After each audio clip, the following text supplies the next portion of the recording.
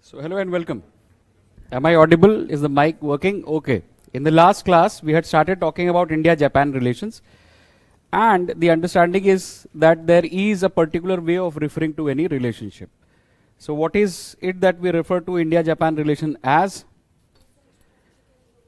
Special strategic and global partnership. That means it gives you a name. Now you attach the factors which are justifying this particular designation, meaning why is it a special strategic global partnership.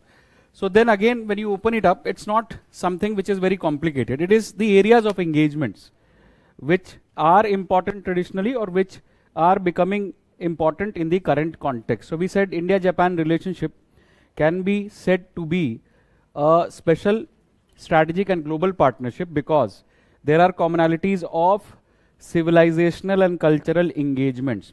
So as we start moving towards other countries, we may also add the term value, commonality of values. So that is one. Culture, civilization, value. That is one factor of most of the relations. Second factor is then the beginning of what we can call interests. So any relationship is a combination of interests and values or principles. Entirety of IR is a balance of these two. So then we said that these interests are engagements in the economic realm, wherein there is an economic complementarity between the two sides, and thereby we also see agreements guiding this relationship and the fact that the trade has reached 21 billion US dollars, right? And then we said that another aspect of this relationship apart from economic engagements has been their defense relations or larger strategic equations. So it can be seen in terms of either agreements or it can be seen in terms of exercises that these two countries hold or in terms of the common strategic outlook, for example, on Indo-Pacific that these countries have, right? So this is what makes this relationship important, special, right? And then we said that there may be other factors like technology. So we start from where we had left in the last class and we try and make an assessment of economic engagements. UPSC has asked two questions on India-Japan relations, one in 2013 and one in 2019. The 2013 question's intent was the assessment of the economic engagements, and 2019 question's intent was to explain the entirety of India-Japan relations. Why is it significant? What are the important aspects of it, right? So that is generally what UPSC's intent is. So when we look at economic engagements, we already understand that there is a complementarity that drives this relationship. What kind of complementarity? Complementarity in terms of resources, complementarity in terms of markets, complementarity even in terms of, let's say, human resources or demography. So these are broader complementarities which have driven India-Japan relations. And you can look at their examples to start with way back when India-Japan started interacting after 1952. So one of the most important commodities that India has been exporting to Japan has been iron ore. All right, and Japan, one of the first industries that Japan developed in the Second World War, post-Second World War period was the steel industry. Japan does not have the resources of steel. Japan is not a country endowed with iron ore. So then we find that India has been a supplier of iron ore among other countries to Japan. So that is complementarity of resources. That resources from India have contributed to industrialization in Japan. For example, in the steel industry. So that's one simple way of understanding it. And that remains relevant even now. When we look at markets, so one, the complementarity is that India, being a large market, imports important items from Japan.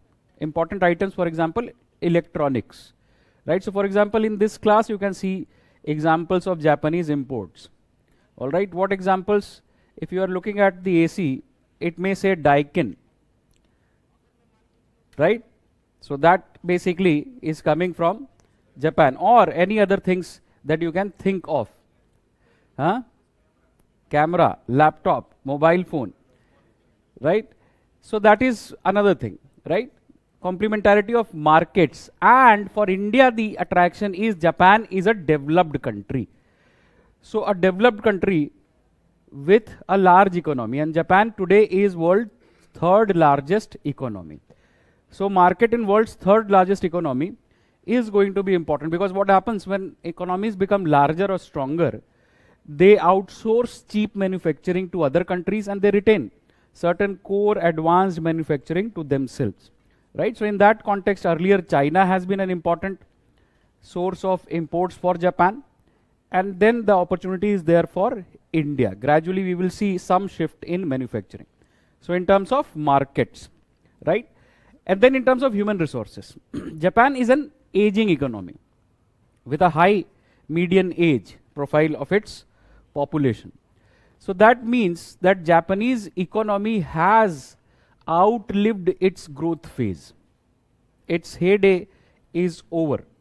Now with an aging economy, when a demographic structure is aging, it means that there is a high dependency ratio, meaning the Japanese state has to spend more on social welfare, social safety net, pensions, Medicare for its older population.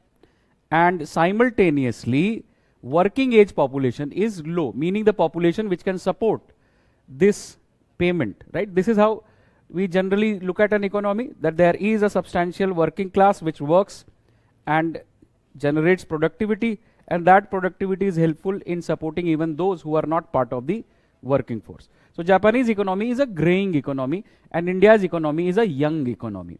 So thereby, through relations like investments, Japanese companies investing in India may lead to further sustenance of economic growth in Japan. India can be the growth engine for Japanese manufacturers.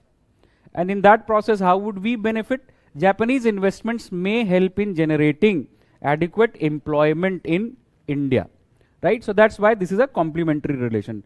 Japan's graying economy and India's younger demography. So that brings complementarity of human resources, complementarity of demography. This is what runs this relationship, right? So in any relationship, if you see there is more convergence, there is more complementarity, there is greater likelihood of cooperation, right? So in economy, it's quite visible. So thereby what we would see is India-Japan relationship is institutionalized through the mechanism of an agreement called the CEPA, which has been in existence since 2011. So at that point in time, the CEPA was the most comprehensive of all the free trade agreements that India had signed with any country. India's agreement with Japan was the most comprehensive of its free trade agreement, with provisions for goods as well as services. All right. And then what we see is that CEPA has aimed, for example, to reduce tariffs to zero in 94% of areas of goods which are traded, right? So that was the aim of CEPA in terms of tariff, reduction of goods across 94% of traded goods and commodities. Now we see that despite this, today the trade is around 21 billion US dollars. And here India has a trade deficit, right? India has a trade deficit. Exports are 6 billion US dollars by India to Japan, all right, slightly more than 6 billion US dollars, and imports are slightly more than 14 billion US dollars. So we see that there has been trade deficit. Trade has grown 21 billion US dollars, but this trade is smaller than the trade that we have with a smaller economy like Singapore. It is smaller than the trade that we have with a smaller economy like South Korea. So we have complementarity, we have agreements which aim at improving the trade further, but what we see is that either the trade numbers don't reflect the potential of this relationship, meaning potential of relationship between world's third largest and world's fifth largest economies, right? And apart from that, there has been problem of growth of trade on part of India. India has faced difficulties in cracking the Japanese market, which is seen in terms of the current exports of around 6 billion US dollars, right? And that has been the picture. That has been the picture in the preceding years. Trade has been around 15 billion US dollars if you count from 2013 onwards. Either 15 billion US dollars or slightly more, or less than 15 billion US dollars of trade, right? In some years, trade has even shrunk. 2016, for example, the trade shrunk. Both imports and exports shrunk. So that shows that despite the complementarity, despite the potential, there is a need for work. And these kinds of areas generally yield to questions in the examination. That if UPSC has to ask questions, it would like to test your awareness of the pattern of any relationship. So that's also one kind of question that UPSC asks. And simply by looking at previous year's question, मतलब इस साल जो question आया, you can't make a sense कि अगले साल भी यही आएगा. All right, look at the question that UPSC asked the previous year. Before that, this year the novel edition was including the theme of clean energy, climate change. In the previous years, the novel theme was asking questions which are pertaining to the engagement between US and China without mentioning India, right? So what you are doing is you are preparing to apply your knowledge, whatever you have learned, in the context of whatever UPSC has asked, right? And then UPSC also asked comparison between US and Russia defense agreements in the context of India. So that is something that you need to understand. Patterns are there, and patterns, if not visible to you, are made visible to you by UPSC questions. So exam hall में आप क्या करते हैं? Exam hall में you are at best making approximation. All right, what kind of approximation? First of all, you assess what do you know.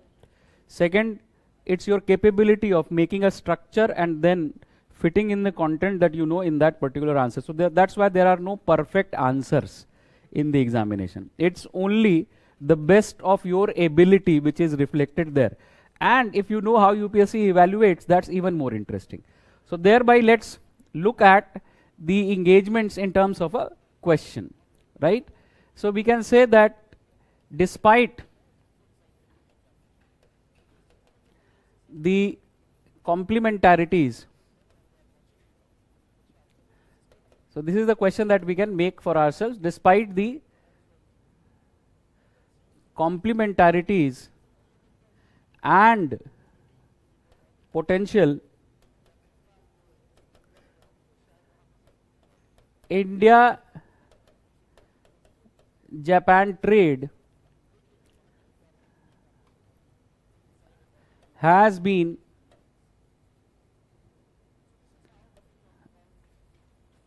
below par, meaning a simple assessment that it can be more, but it has been below par. In this context, assess the reasons for India's concerns and suggest measures to address them. Suggest measures to address them. All right. So this can be one question. But ultimately in the examination, you have to make the sense of the question. One sense, the simplest sense that you make is that this question is about India-Japan economic engagements. And in that, this question particularly is about trade. So first statement always, most of the times, is giving you the information that you should have known. If you don't know that, that is the information. That the potential is there, the complementarity is there, but the trade remains below par. So meaning there is an expectation that you are aware of the pattern, what has happened in this trade relationship. And in that context, what you have to assess is what are India's concerns and what are the reasons for that, and then suggest measures to address them, right? So that is an assessment that you simply make, that it's a trade related question. I have to have some data. So this is the data that you have, either trade numbers or trade agreements, all right, or an understanding of a pattern. What is the complementarity in this relationship? So let's add some more numbers here. So for example, the economic engagements between India and Japan also reflect the commitment to strengthen this relationship through the existence of a currency swap agreement of 75 billion US dollars. Right? So both these countries have a currency swap agreement for many years, and they keep on increasing the amount. So 75 billion US dollars is the current worth of the currency swap agreement between the two sides. Right? And then you may also add, you may also know this, that in the current context, in terms of the regional engagements or regional patterns or global patterns, there are areas in which India and Japan have made efforts to engage. For example, India and Japan both were negotiators of RCEP. Japan would like India to join the RCEP. Right? One. Other, Japan and India along with Australia. Japan, India, Australia launched the SCRI, Supply Chain Resilience Initiative, in the year 2020. This is at the stage of dialogue as of now, the Supply Chain Resilience Initiative. Right? So meaning these countries are thinking about regions of common interest. For example, a CRI may lead to in the future the development of common efforts by these countries in Southeast Asia as manufacturing hub, an alternative to China. Investment in countries like Vietnam for developing cheaper manufacturing centers. Right? So that is something that you know. There is nothing that prevents you from knowing this. You have newspaper, you have multiple YouTube videos, you have multiple resources, current affairs booklets that you can read. But there is only so much that you can utilize, right? So then, first part is to be addressed by substantiation. How do you substantiate it? By mentioning to the potential that we have already talked about, that India-Japan trade relations are an important part of their special, strategic and global partnership. So you used first jargon, that this is an important area. Trade relations are an important pillar of the special, strategic and global partnership between India and Japan. All right? Number one, that is how you can start. Now, you can then talk about that this is also reflected in the commitment to institutionalize the trade relationship by the signing of CEPA in 2011. Meaning, UPSC has not given you any of this information. So you are adding information to the simple statement that UPSC has given you. First part of the question is a statement. When we say substantiate it, add some flesh to the bones. That is what we are saying. Right? Add something concrete to it. So what did we add? In the first line we said that trade relations are important part of the special, strategic and global partnership. Right? And when I repeat something, I expect that you would be able to write it, or at least it would be registered somewhere here, क्योंकि ये चलाना है exam में. All right? And then we said that this is also reflected in the CEPA, which was signed in the year 2011 with the intent of expanding the trade or deepening the trade ties. समझ में आ गई आपको बात? So that is how you start. If you have any problem in terms of introduction, whatever you know, make an assessment where you are going to use it. However, you make a transition. However, despite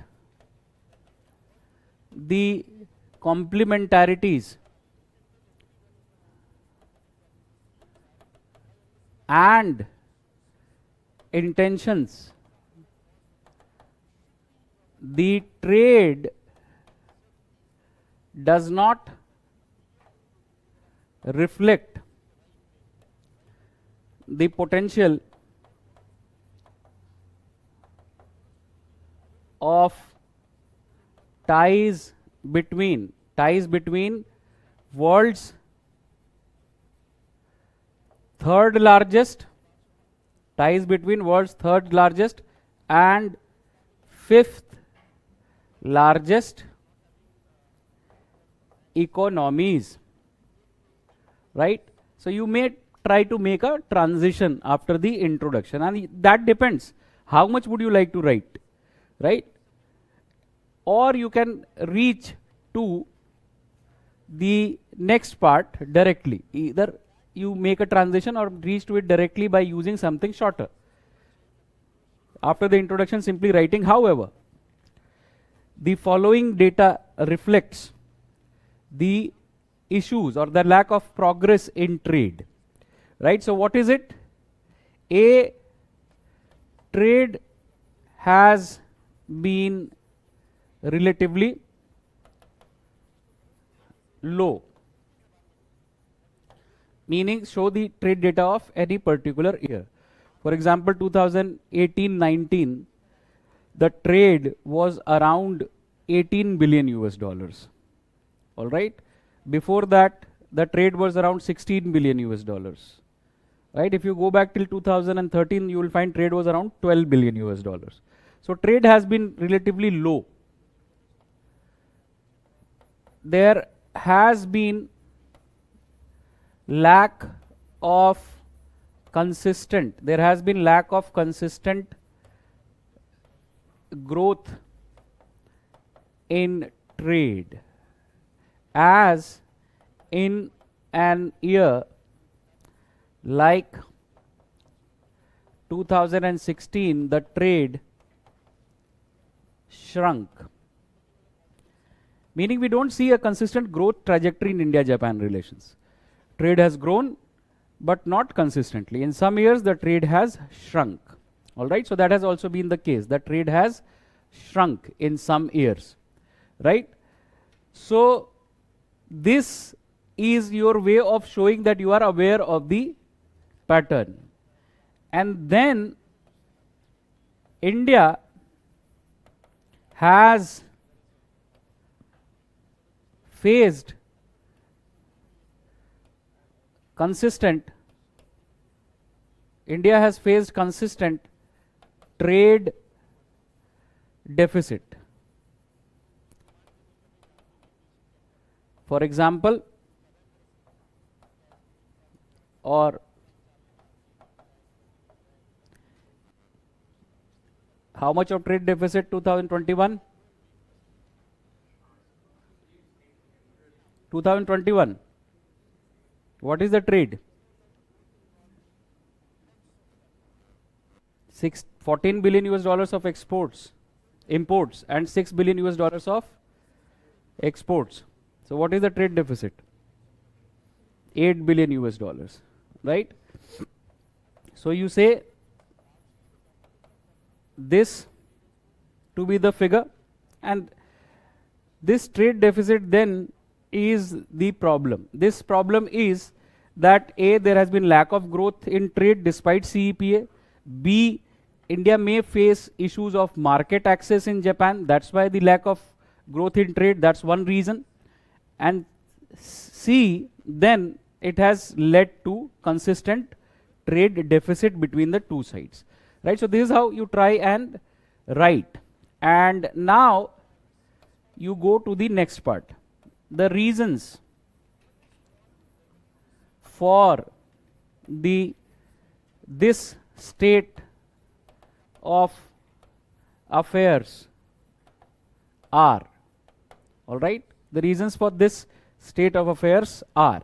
So now you made a simple transition, and you now move to the part where you can write in terms of points, right? So people generally use arrows, stars.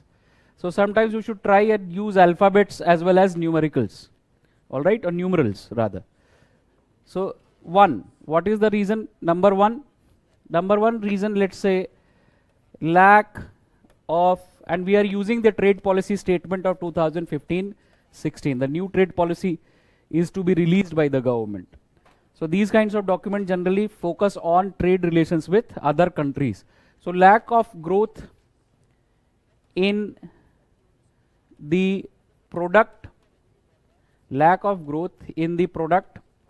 areas of India's interest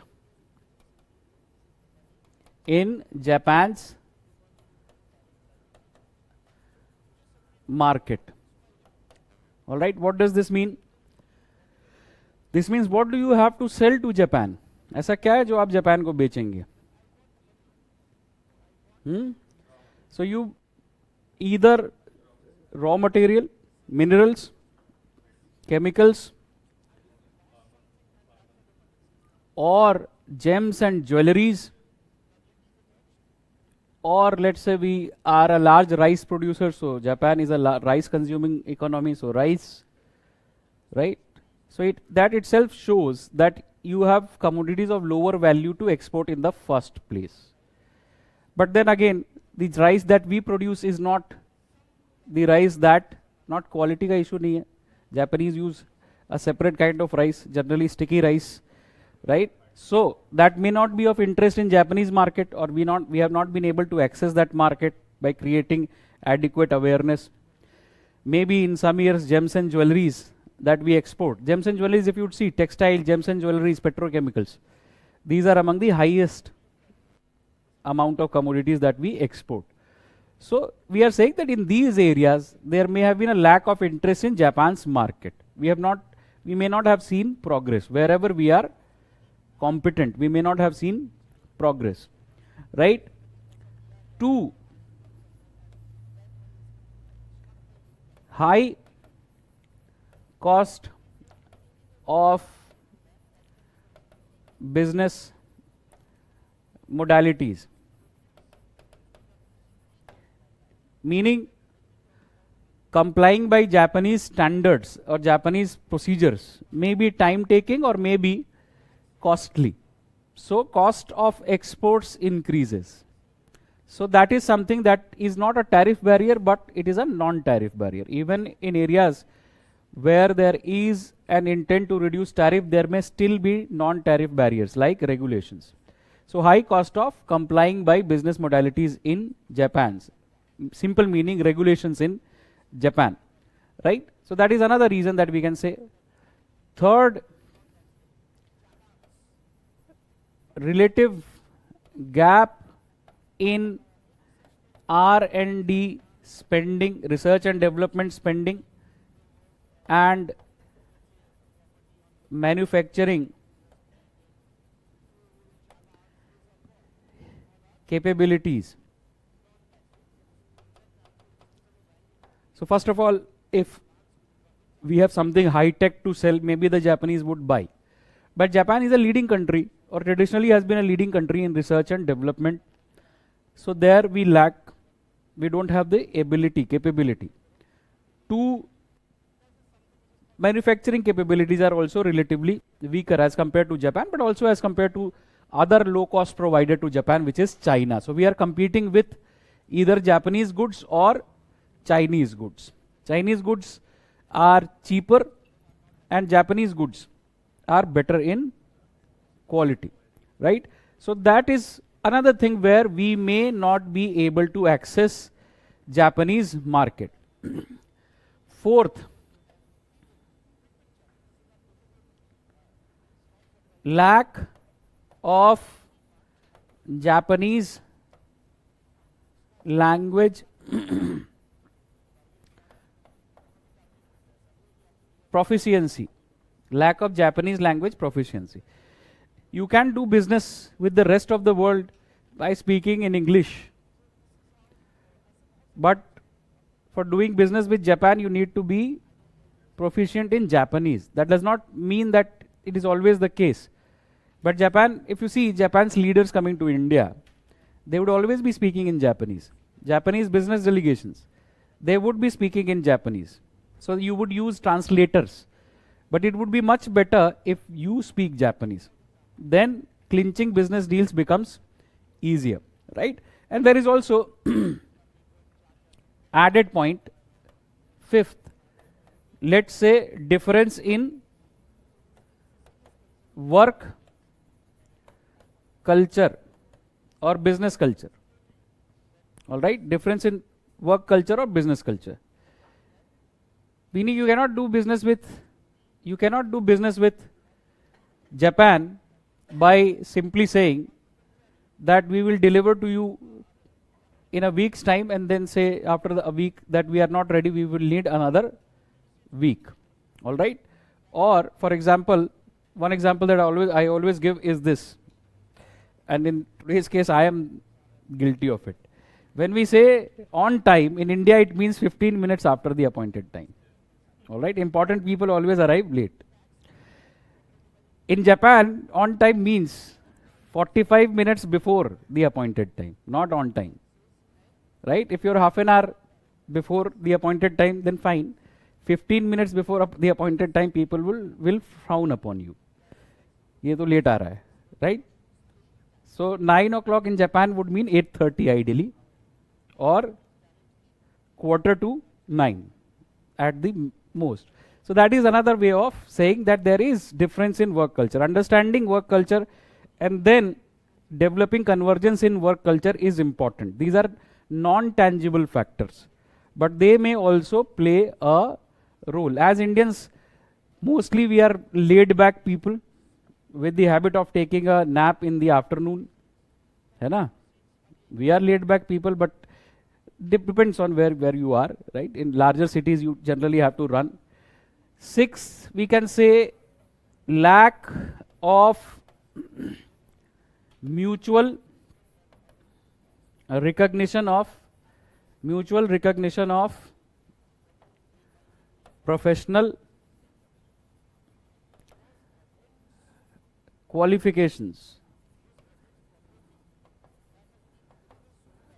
So this is one reason which may be important in the context of services. So for example, if Japan is a growing economy, one of the most important services exports that India makes, and it's not talked about a lot, is our nurses and maybe doctors. Our nurses are working in West Asia, are working in different parts of the world. A growing economy like Japan opens up the opportunity for movement of these nurses, caretakers, care providers. But the lack of recognition of degrees at par with each other by professional bodies of both sides may be a hurdle in movement of this category of workers, right? Another example is most of the people who would go from India to, let's say, US, even if they have a master's degree, they would have again to apply for an MS degree in US, because हमारी master's degree उतनी valuable नहीं है US के लिए. There may be differences in terms of quality standards, qualification standards, or mutual recognition of degrees, mutual recognition of qualifications. So that is basically one reason where we may be facing difficulties in services, right? 7th is visa related issues faced by IT professionals. Visa related issues faced by IT professionals. All right. So at times, another export that we have in terms of labor, professionals, workers, and understand that is an export. All right, is our IT professionals. Right. India is known for being the country of the IT guys. Right. Most of the comedy shows would make fun of Indians by making one kind of joke, either on the accent, the way we speak English, or on the matter of IT, right? So in the case of Japan, Japan's services sector can again be an important lucrative sector, but what we see is with Japan in services, we have a trade deficit rather than in unequal trade, right? Which is not the case with other developed economies. With Europe, we don't have a trade deficit in services. With US, we don't have a trade deficit in services. So that has been the pattern. In services, with advanced economies, India has a trade advantage, trade surplus. With Japan, that is not the case. Twofold reasons. One, language proficiency. Another is visa issues that may be faced by the IT professionals. Indian IT professionals are now going to Japan. But that's a late trend. Our early markets were European markets, American market, not the Japanese market, right? So that is another reason which we can attribute to the issue of trade between India and Japan being stagnant or being limited, right?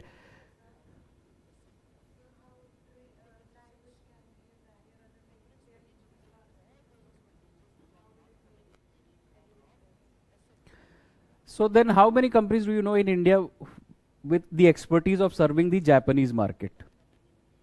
If most of the business is happening, I know people who work in terms of translation, right? So they are mostly translating Japanese brochures in India, and that is a late start that has happened.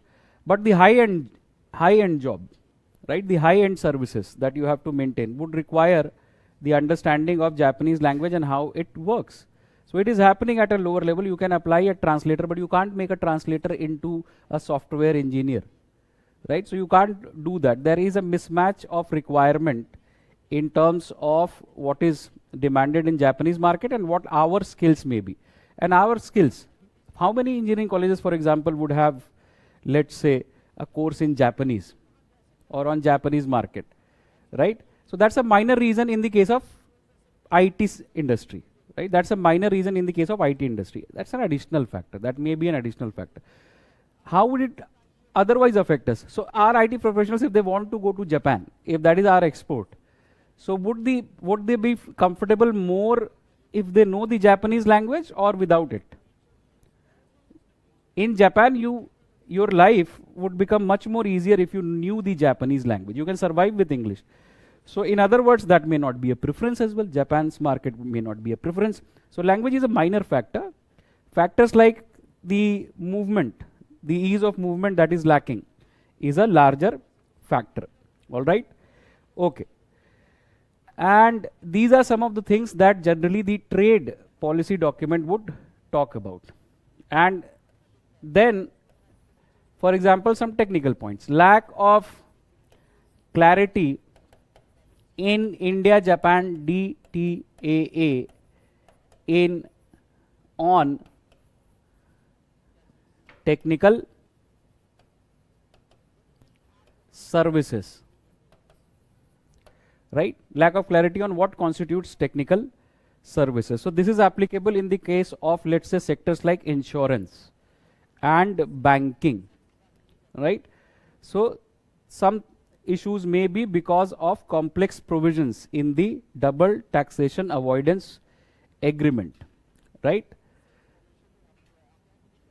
आपका notes material से बन रहा है? चलिए, so these are the reasons that we can attribute, right? These are the reasons that we can attribute, and sufficient in terms of how many reasons can we give. When you have 8 reasons, you can, if the opportunity is to write 8 reasons, write 8 reasons. If the opportunity is, for example, if there is 150 words, then you can do with 4 to 5 reasons also. This is something that you should remember. Now, how do you address these? What do you do? So there are certain obvious areas. There are certain obvious areas. What obvious areas? Obvious areas are addressing what we can. So first of all, investments in R&D needs to increase, right? Investment in research and development needs to increase. That's a no-brainer. That is a general suggestion that you can give in most of the sectors. If there's a question on health, what is one solution that is there? Increase the spending on health as percentage of GDP. On education, increase the percentage of expenditure on education as part of GDP. So this is the easiest solution. R&D, skilling, we need to increase investments, and thereby strengthening of domestic manufacturing. Strengthening of domestic manufacturing may also be a no-brainer. That ultimately you have to become strong in terms of manufacturing, and then only you can replace, for example, China in Japanese market, right? Or with R&D, you may be able to provide certain unique products to Japan, which Japan may need, right? And then development of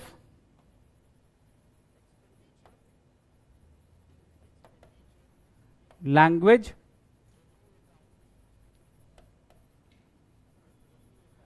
proficiency, that development of language proficiency, right? So that is something that is another no brainer in this particular context. Working towards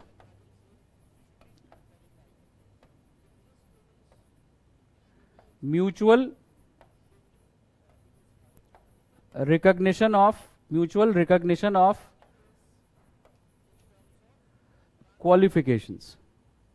Working towards mutual recognition of qualifications. So that may help in improvement in services exports, right? Especially the exports in terms of movement of workers or professionals. These are certain things that we can do. And then concerted efforts on the part of both the government and businesses to promote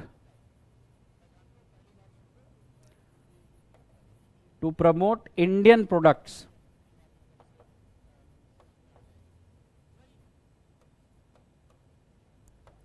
in Japan, right? Meaning Ministry of Commerce and the businesses, business chambers like CII or FICCI should partner to promote Indian products. By doing what? So we have a lot of trade shows. What is the purpose of trade shows? Simple purpose is to promote the products in the particular target market, right? So through exhibitions or trade shows, this can be achieved. So that is another suggestion that we give in the context of improving trade relations between India and Japan. And then what we can say is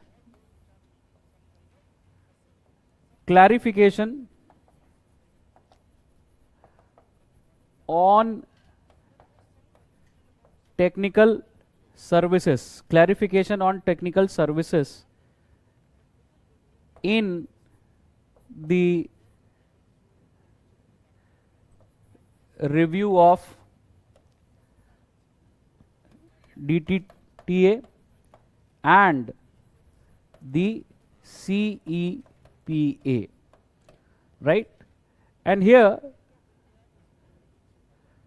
we can also add addressing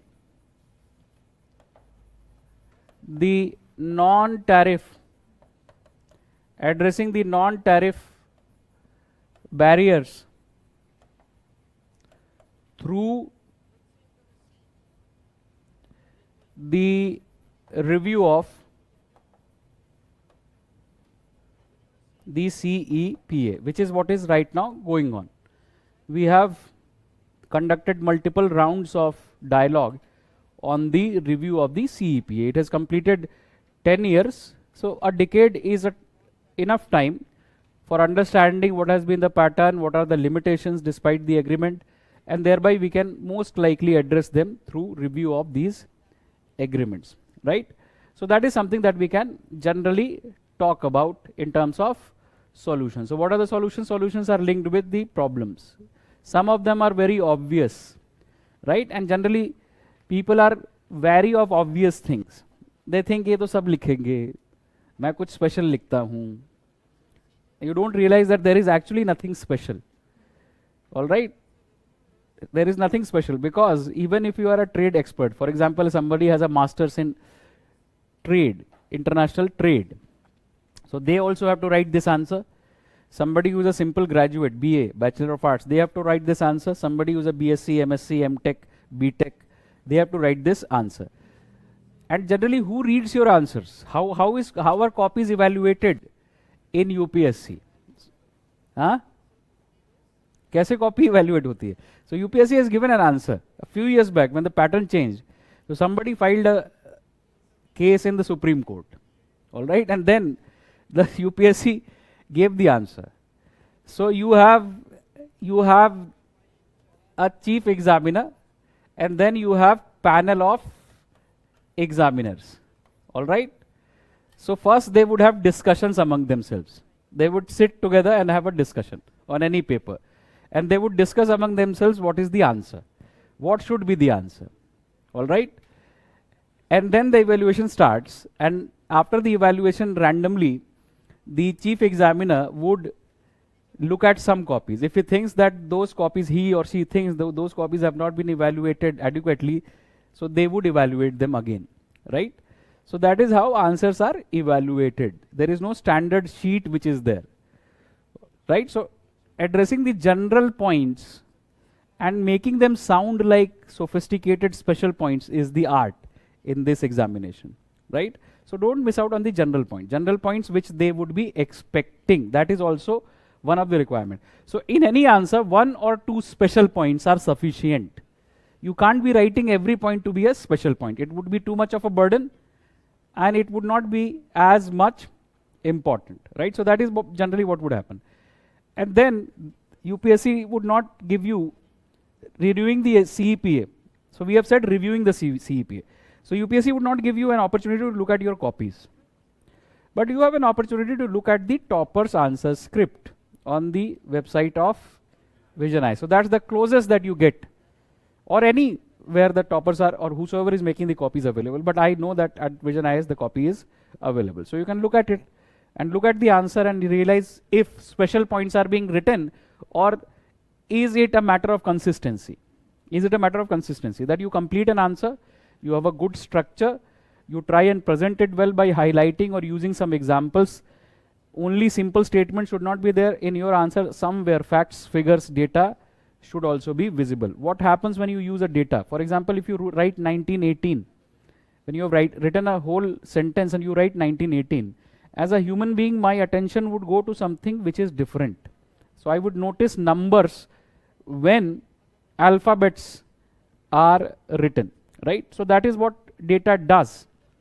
It presents your answer to the examiner. So this is something that you can do, and then you can do your own research also. One research that I would suggest is whenever government's trade policy, the new trade policy is due. This understanding is from the old trade policy, 2015-16, which was valid till 2020-21. So government is in the process of issuing the new trade policy. Whenever it comes, it would be there at the PIB, it would be there in the newspaper, it would be there in the current affairs. Please make a note of it. Try and make a note of it. Right? So we understood that this is what India and Japan are up to when it comes to trade engagements. Now let's talk about the other area of their economic engagement, which is investments. So what we see is that when it comes to FDI, Japan's role in India is increasing, meaning traditionally it was not among the largest when it comes to external investors in India, but now these numbers are increasing. So FDI in recent times has been more than 32 billion US dollars, and it is generally coming in the area of electronics,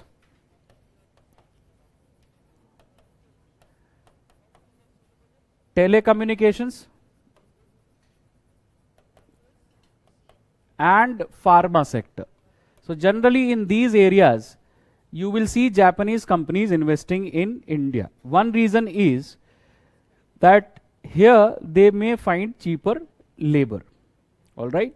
So all Japanese manufacturers, major Japanese manufacturers, for example, one area that we did not mention is automobile, are in the process of making India their manufacturing hub, cheap destination for manufacturing, so that India then is a springboard for access to markets in South Asia, in other parts of Asia, as well as Africa.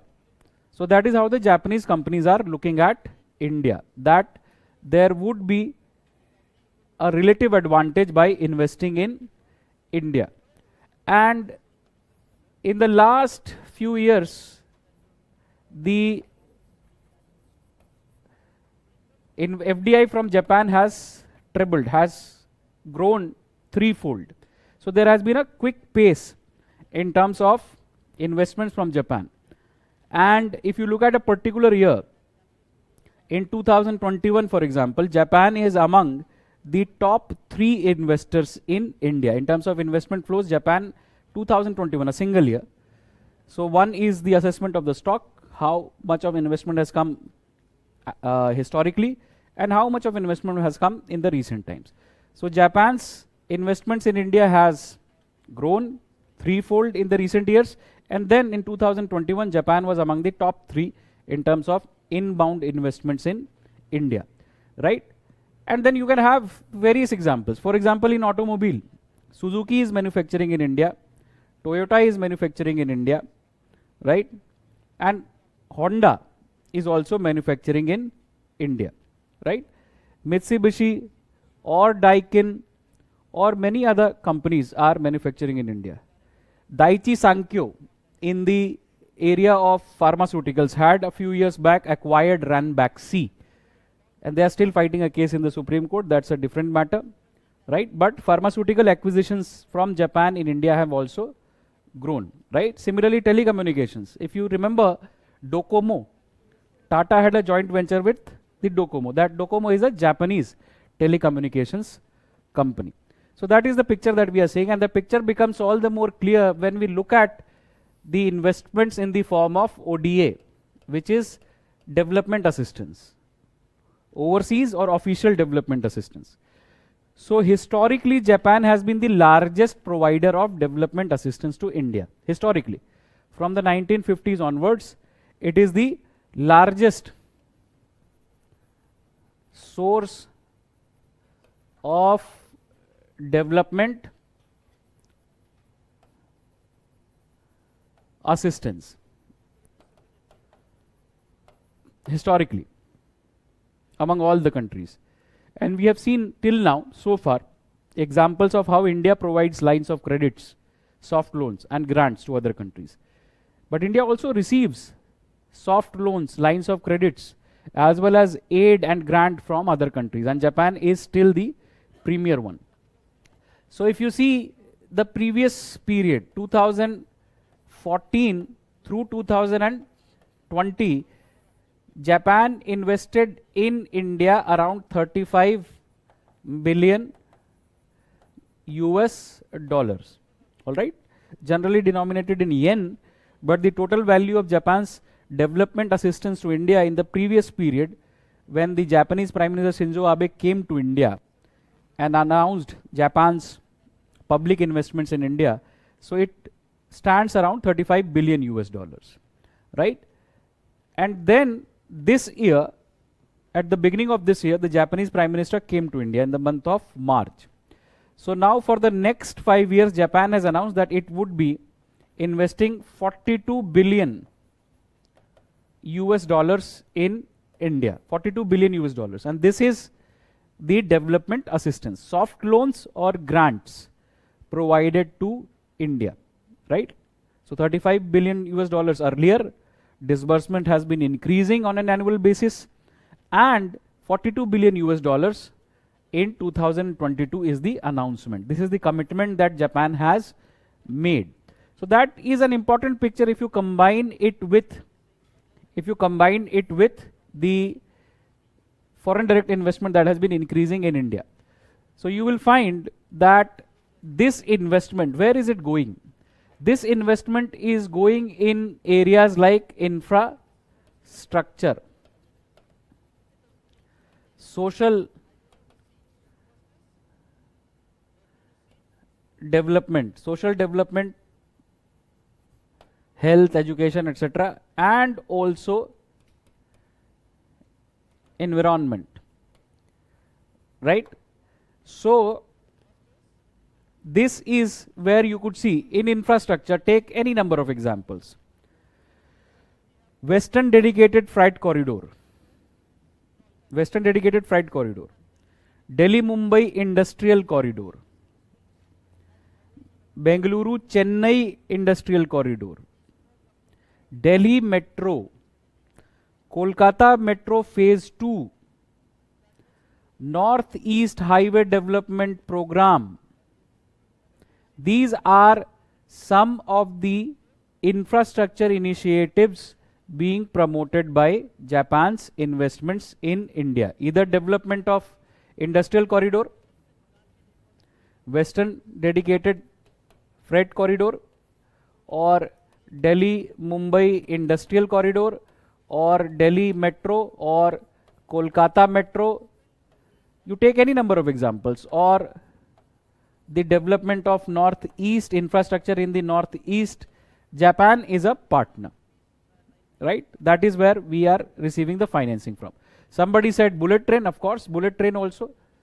The high speed railway between Mumbai and Ahmedabad. Mumbai Ahmedabad high speed railway. That is also an example where we have received around 80,000 crores of soft loan from Japan. All right. So these are some of the patterns that you will see, right? In environment project, for example, environment management at facilities like Alang. Alang is a facility where ships are dismantled, right? Ships are recycled. So that is where you will find, earlier the debate was that most of the ships, when they are in their last terminal stages, they are sent to countries like India, now Bangladesh. And when you are scrapping these ships, pollutants like asbestos is released. So that is environmentally degrading. That is dangerous for the health of those who are also involved. So equipping those who are involved in ship recycling or making it environmentally sustainable is an example of environmental management projects which are being implemented with the help of Japan. All right. So that is what is happening. Now you see that on the one hand, Japanese companies are coming to India. They are investing. On the other hand, Japanese official development assistance is focusing on infrastructure. So that should give you an idea that Japan is helping India from a long-term perspective. As India's infrastructure grows, Japanese companies would find it easier to manufacture and export from India. So remember, initially I had told you that there is a complementarity. All right, there is a complementarity, which is that India still is in the growing phase, Japan is in the developed phase. India is an investment opportunity for Japan, right? So Japanese official investments developing infrastructure, and Japanese companies then coming and investing in commercial ventures. So this is a win-win proposition. Nobody does anything for free for you. So there is something that Japan would benefit from. But the idea is that there is complementarity, meaning we also benefit. We need large investments in our infrastructure. Where would it come from? From various sources. So Japan is one of the sources. And secondly, Japanese companies investing in India would lead to sustainable employment in India. So this is called mutual benefit. It is not one-sided. Both sides would benefit. And secondly, it is not in any ways a favor being done by Japan on India. It is part of how Japan looks at its future, right? So in international relations, nobody does anything for free for you. Either it is about image, influence, or some tangible benefits. So it is a clear high return on investment proposition. So if you go, for example, to places close to Nimrana, to Delhi, there is a place called Nimrana, and that is close to the western dedicated freight corridor, that is close to the Delhi Mumbai industrial corridor. You will find a lot of Japanese restaurants, Korean restaurants have come up in different parts of India. Why? Because the Japanese and Korean nationals are also increasing in India, because their manufacturing footprint in India is increasing, right? And you will see that this also has translated in some sort of new areas of cooperation, skilling partnership, for example. So Japan does not trust India that we give them money, Indians. We give them money, how would they spend? So they are also training us, right? So a partnership in skilling. 7,000 Japanese professionals are in India to train Indians, right? and Indian workers are also given an opportunity to go and train on the shop floors or factory floors of Japan. So Japan is very smart country. It is generally averse to immigration. It is not very open to immigration, but it knows that it would also need workers. So rather than getting workers from anywhere else, it would not like the Koreans, it would not like the Chinese. And Indians are known to be the workers who simply work. They don't ask questions. All right? That's why we are very successful in the Gulf. We work, we don't ask questions. Right? So then they are training their future workers. They are providing Indians an opportunity to go and train in Japan. So skilling partnership. And then partnership in the area of startup hub. So a startup hub in partnership between India and Japan has been established in Gurugram. So it is now also investing in incubation of startups in India, right? And then India-Japan digital partnership is also there. These are all connected tangentially to the future of economy.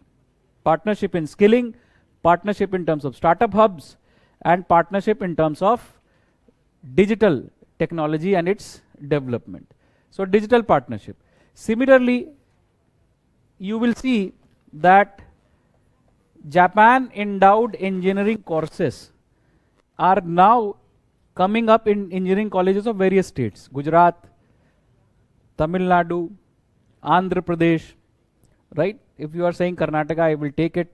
But these are the states that I know of. Japan endowed engineering courses. All right?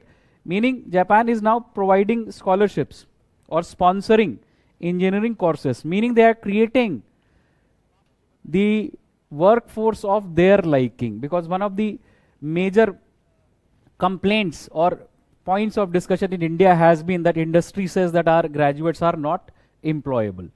All right, our graduates are not employable. And these days you will see a lot of engineering colleges are now closing.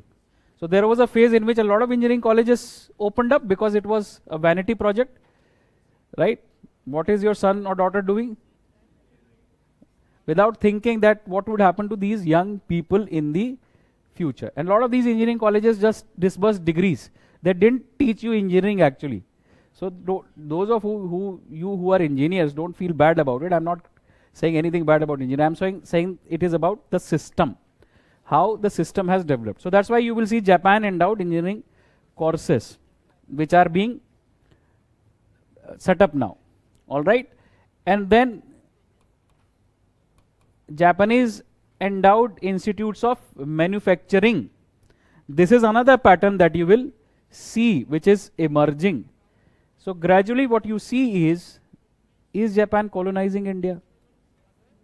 It is, yes. You agree readily.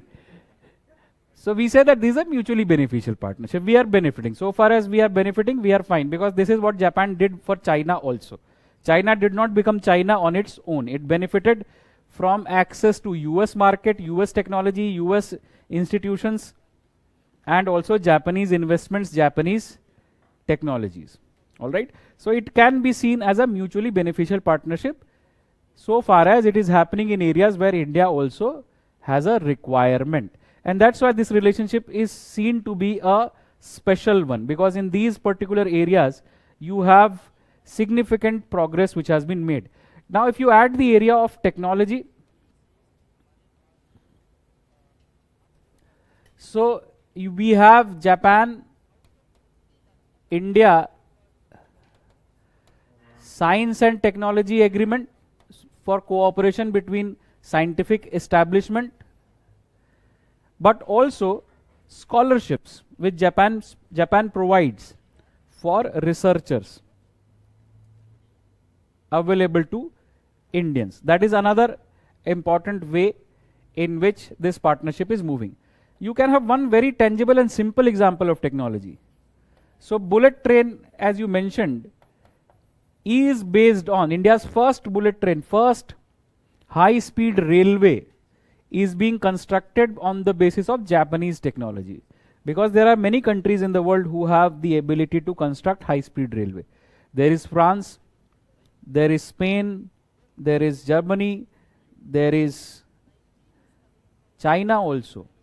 China was interested in investing in this project, but we chose Japan, right? So that is also a technology, the example of technology that we have received from Japan. And then we have cooperation agreement between India and Japan in the area of space technology. So that is another area in which we may like to benefit in the future. Another concrete area which is both example of expanding strategic ties and technology cooperation and its potential is the civil nuclear energy or the civil nuclear agreement, not energy, civil nuclear agreement signed between India and Japan in 2016. So why is this important? Because we negotiated this for a very long time. And there is a persistent opposition to nuclear weapons in Japan.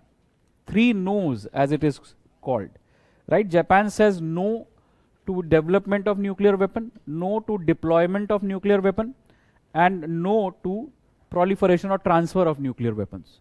So generally Japan has been sensitive, and this is one area where we had been negotiating and there was a sensitivity in Japan. So that's why if you would see, India has an undeclared moratorium on nuclear testing, that we would not be testing any more nuclear weapons. Why? This is an assurance to partners like Japan. So with this understanding that our strategic cooperation is increasing, and even though India has not signed the NPT, India has nuclear weapons, Japan signed a civil nuclear agreement with India. That was a big achievement for us. And this is important because Japan is a leading country when it comes to nuclear reactor technology, all right, or fabrication of nuclear reactors. Japan is a leading country, right?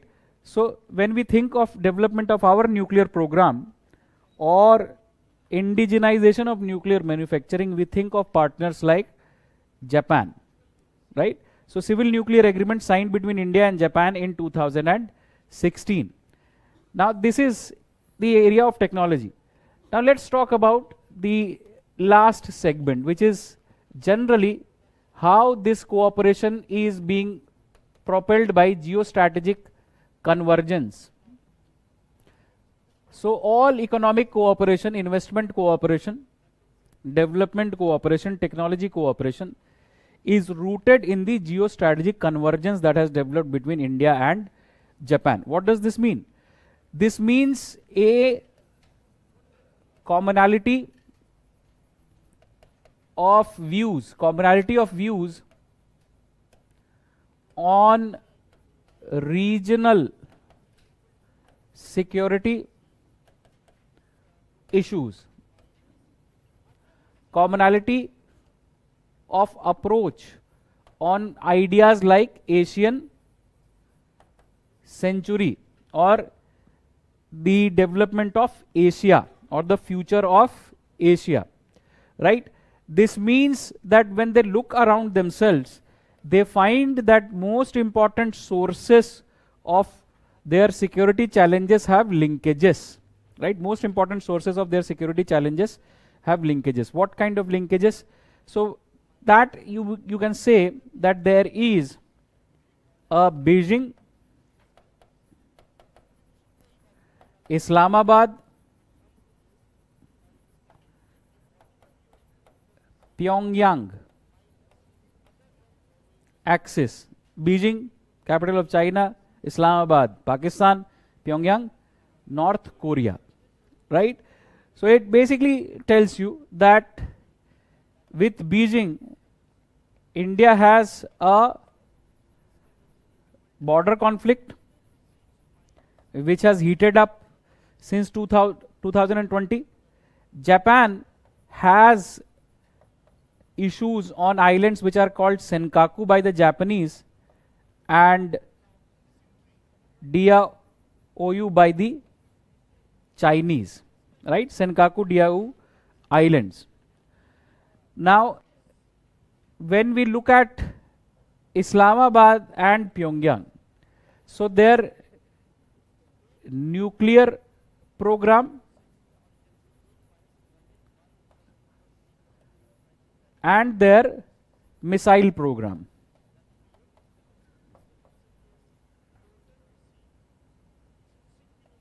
Have linkages with Beijing, right?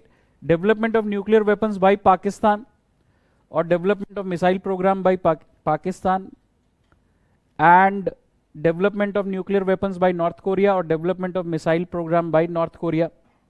These are all linked with Beijing. So in a sense, the security challenges of Japan and security challenges of China are, security challenges of India are linked with China or China's partners like Pakistan, like North Korea. So this is commonality of view on their immediate security challenges, that India and Japan both are concerned about the Beijing, Islamabad, Pyongyang axis in the context of development of nuclear weapons and missile programs by Pakistan and North Korea in cooperation with China.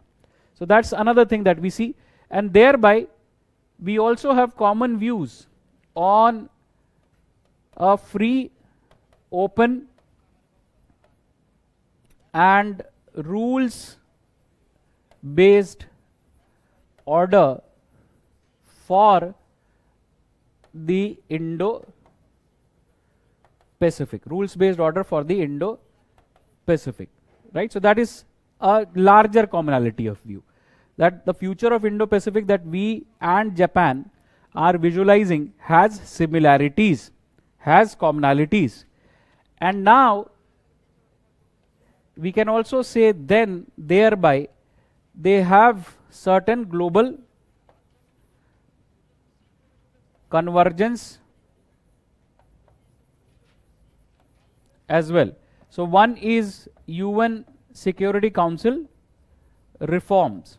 So both India and Japan are coordinating their efforts in terms of reforms of the Security Council as contenders for the permanent seat. So that means that they have commonality of view when it comes to reform of the multilateral order. They want the multilateral order to be representative of current day realities and capabilities of India as well as Japan, that they can contribute much. So they are part of, they have a global convergence either in the context of UNSC reforms or when they together are part of G20, right, group of 20 countries, which is a grouping of world's advanced industrial countries as well as world's emerging economies, right? So that is where you will see global convergence, and largely this geostrategic convergence is part of how India and Japan view the realities surrounding them. Partnership with Japan increases India's foreign policy options. Partnership with India increases or broadens Japan's foreign policy option. How do we understand this? We understand this is simply by a rethinking which is going on in Japan itself. Japan under Shinzo Abe has debated changing the nature of its constitution, which is a pacifist constitution. That constitution, in a sense, was created not by the Japanese but by the Allied powers, or under the tutelage of the Allied powers. So one of the things that you will see in the Japanese constitution is the nature of their armed forces, which is defensive. So Japan has been thinking about changing this defensive posture of its armed forces for developing offensive capabilities. In what context? In two contexts. One, rise of China and historical difficulties with China, as well as difficulties which are now emerging in the context of Senkaku and Diaoyu Islands. Right? So Japan, just as India, when we tested nuclear weapons, we wrote to the Americans saying that our nuclear weapons are a response to a nuclear China with which we have a history of war. So Japan is also now thinking of developing offensive capabilities. Traditionally, its security has been guaranteed by a security umbrella of the US. After the Second World War, US has assured Japan of providing a security umbrella, including a nuclear umbrella. Right? Japan has the Okinawa base of the US. US soldiers are deputed or deployed on the Okinawa base. Now, when Donald Trump came to power, Donald Trump started making statements like America's allies and partners must pay for their security. All right. So this creates doubts in the minds of American partners that how committed is America to their security? How much can they rely on America's security guarantees?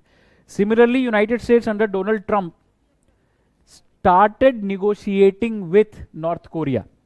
Kim Jong-un and Donald Trump became great friends for a short while, right? For example, first Donald Trump said that my button is bigger than Kim Jong-un's button, meaning nuclear button. All right, and then after that they met in Vietnam, they met in Korea. So that was another way in which uncertainty was created in the minds of Japan. Japan is now thinking of diversifying its defense relations, apart from changing the posture of its military from defensive to offensive. So this is also something that is happening. So in that context, Japan views India as a credible partner for future defense arrangements, meaning India's partnership with India increases Japan's options. Similarly, partnership with Japan also increases India's option. Number one, the commonality of view on China. So through diplomatic engagements or through defense engagements, India also is able to create counter to China or balance China if India wants to balance. So Japan is one option that India has. It is not to say that it is all about this, but it is very clear that the convergence between India and China, India and Japan is being built on the basis of one commonality of values, which is what? Relationship between India and Japan is said to be relation between Asia's largest democracy and Asia's most prosperous democracy. This is a commonality of value, that we say that what is common between us? We are democracies. So then that is contrasted. What is China? China is an authoritarian country, right? So the partnership between Asia's largest and Asia's most prosperous democracy is important for a multipolar Asia, which is important for an Asian century. So it fits within the vision of India, which wants a multipolar Asia and which believes in an Asian century, which would be based on multipolar Asia. So that is how these relations are developing. So thereby you would see that one part of this geostrategic convergence, apart from engagements and dialogues, is first of all Japan's inclusion in the Malabar exercise. Now this has not been the traditional case. Japan became a permanent participant in the Malabar exercise only in 2015, right? So that's one signal that we would like to increase our defense interactions. Japan becoming a permanent participant in the Malabar exercise of 2015. Then 2020, India and Japan signed what is referred to as acquisition and cross servicing agreement. Acquisition and cross servicing agreement 2020, which provides the framework for mutual logistical sharing. Acquisition and cross servicing agreement of 2020 is a form of logistics support or logistics sharing agreement, meaning now India's bases are open for Japan, right, to access in the context of refueling, replenishment, right, supplies, in the context of exercises, port visits. So that is something that is important, and Japan's facilities are open for India. So meaning India provides Japan a greater reach in the Indian Ocean region, Japan provides India a greater reach in the Pacific Ocean, and this can be built upon. So acquisition and cross servicing agreement of 2020, and then apart from that, yesterday we talked about the exercises between India and Japan, JIMEX, Japan-India military exercise, or the exercise called Shinyu Maitri, right, the military exercise between the two countries. So that is also on the rise. So now once we have understood this relationship, it becomes pertinent that we try and develop a way forward. What is it that India and Japan need to do? First of all, India and Japan need to work on increasing their trade. It's very important that we improve our trade to reflect the potential of this relationship, because nothing binds countries like trade does. है ना? If money is there, it becomes much concrete. So trade at 21 billion US dollars has increased, but still not satisfactory. This has to be expanded to reflect the potential of trade relations between world's third and world's fifth largest economy. That's a no-brainer. And then another area where improvement can be made is defense acquisition. Defense acquisition. So we are interested in some of the defense platforms from Japan, but it has not materialized. We have not bought any defense equipments from Japan. But we can buy PSI amphibious planes from Japan, which would add to India's naval capabilities, right? So the scholars would suggest that India and Japan need to build their defense partnership further by working on defense acquisition. Some arguments in India have been that we are not accustomed to Japanese equipments, right?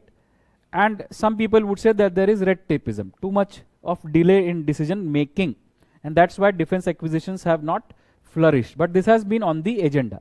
So these two areas, by working on these two areas, India and Japan can justify their relationship in terms of a special, strategic and global partnership. These two areas bilaterally where they can work to develop deeper engagement. Defense acquisition, trade. And then they need to globally work to develop common position on issues like intellectual property rights. हाँ बिल्कुल आ सकता है, मैं आगे चलूं, मैं आप include कर लीजिएगा projects like sister city agreement between Kyoto and Varanasi, increasing tourism. IPR is a global issue on which common position has to be developed. Intellectual property rights, right? Because of the divergence that exists between India and Japan on the issue of intellectual property rights, by the virtue of simple fact that India is a developing country, Japan is a developed country. So on this, on the issue of data flow, again India and Japan need to develop convergence. Again, because divergence is because of the nature of economies. India is a developing country, Japan a developed one. Yesterday, remember, in the context of Osaka, we had said at Osaka summit of G20, the data track had started. Negotiations on data at G20 had started, where there were differences between India and the developed countries. So Japan proposed a formula of data free flow with trust, that we would largely move in the direction of liberalizing data flow, but we would also take care of the fact that it should be done on the basis of mutual trust, meaning the concerns of developing countries should be taken care of. So data flow is another area where convergence is required. And then climate change, and in that context, green energy transition is another area where India and Japan need to work. Japan in that context has announced a newer initiative, a $10 billion of investment initiative for promoting clean energy projects in Asia. So building convergence by working on common projects. So this would be the future. And now, of course, improving cultural engagements. Happy? Bilaterally, this is something that we need to do. Keeping an eye on the global perspective, this is another thing that we need to do. For example, IPR. On IPR issues, we need to develop a dialogue. On data flow, we need to develop a dialogue. On climate change and green energy transition, we need to develop both a common position as well as projects funded by Japan. Right, what was your question? What is Asian century? So see, if you are really interested in that, I can suggest you something that you can watch. Recently, Dr. Jaishankar gave a speech at the Asia Society, right, which was moderated by Professor C. Raja Mohan, and on the other side was Kevin Rudd. And Kevin Rudd has also written a book. Kevin Rudd is a former Prime Minister of Australia. So the idea of Asian century is this, that Asia is going to be, or is the next growth pole in the world, right? And Asian countries have acquired sufficient capabilities to contribute to global rule making and also burden sharing. So Asian century simply means that just as the 19th century was that of Europe, industrial revolution, expansion of colonial rule of European countries, and thereby European countries becoming global power. 20th century was that of USA, Pax Americana. US became the greatest power through its alliances, permanent membership Security Council, expansion of trade. So while the last 2 centuries belong to the West, the current century would belong to the East in terms of either economic activities, economic capabilities, or even matters like environment, disaster management, or climate change, or matters like security cannot be adequately addressed without the participation of Asia. So Asia has both the capability and Asia is ready to play this role.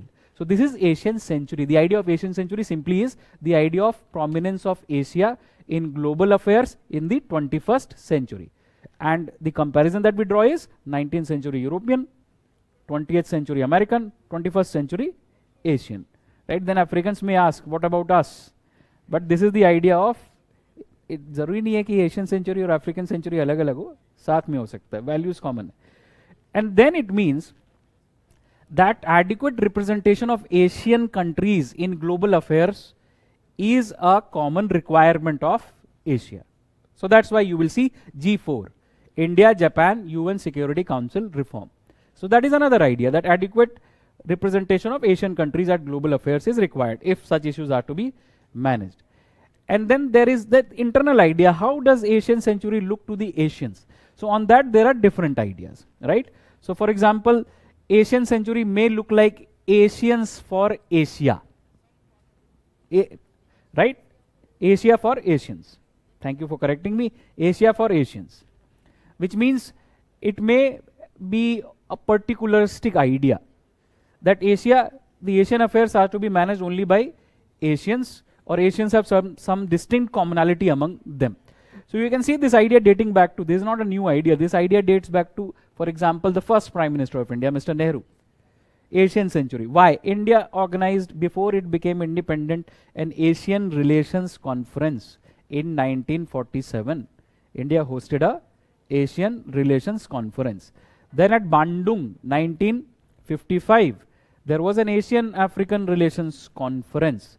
So this idea has been there, and this idea is because Asia was dominated by others in the century of colonialism and imperialism. So that is where Asia for Asians. This idea also is a narrow idea in the sense of how Japanese used it, right? Japanese wanted to become the great power in Asia in the 20th century. That's why, first of all, the confidence came when they defeated the Russians in 1904, 1905. And then the Second World War. Japanese themselves became the imperial power, colonial powers, controlled some parts of China, Manchuria, controlled Southeast Asia. So it can mean domination of Asia by one country also. But that would be a narrow idea. All right? It can mean commonality among Asians also. Right? That's a difficult idea. It now can also mean, for example, for China, it means China should dominate Asia. Right?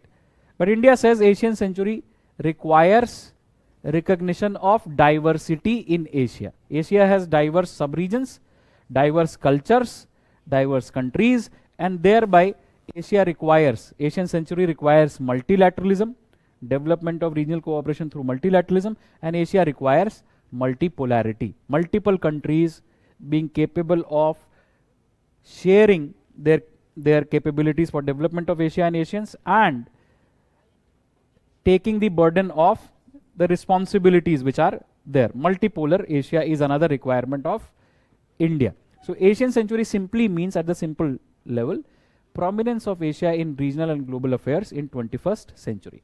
It then specifically can have different meanings, right, as I told you. समझ गई आप? पक्का समझ गई? Please repeat. Please repeat. What did I say? What did you understand?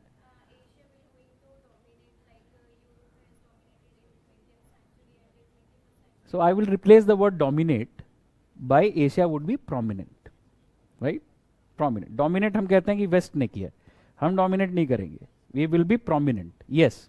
What is the next question? Because the trade in nuclear weapons is not legal in international relations. Nuclear weapons are not traded. Military technology related with nuclear field is not traded. But nuclear technology also has widespread civilian usage. Science and technology में आपने पढ़ा होगा. Healthcare, radiation therapy, energy generation, power plants, particle physics and nuclear research, right? Scientific research, educational purposes. So these are peaceful uses of nuclear technology. So globally there is a common understanding that while nuclear energy is technology is destructive if we use it in terms of weapons. So the use of nuclear technology for weapons has to be discouraged. But nuclear technology is also a boon in terms of its multiple applications, right? Energy or healthcare or further development of cutting edge science, right, in particle physics. So this has to be promoted.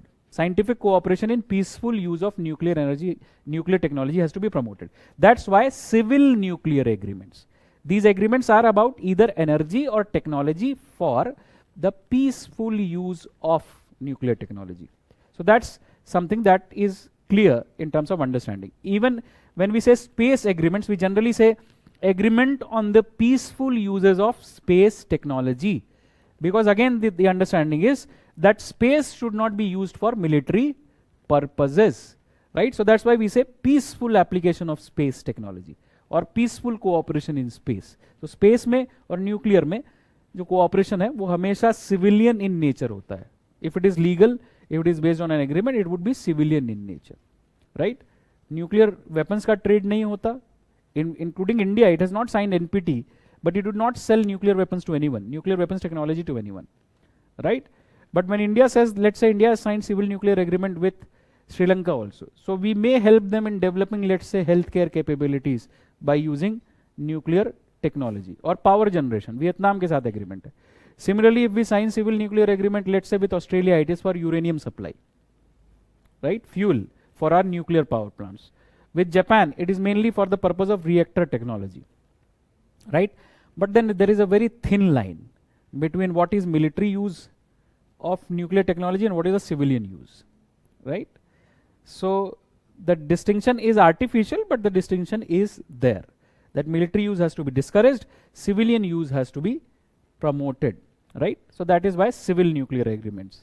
There are no military nuclear agreements in the world, if you see right now.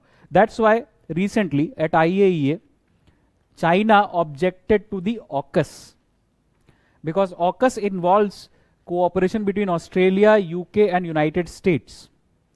And one primary way in which that cooperation has been defined is helping Australia in developing nuclear powered submarines.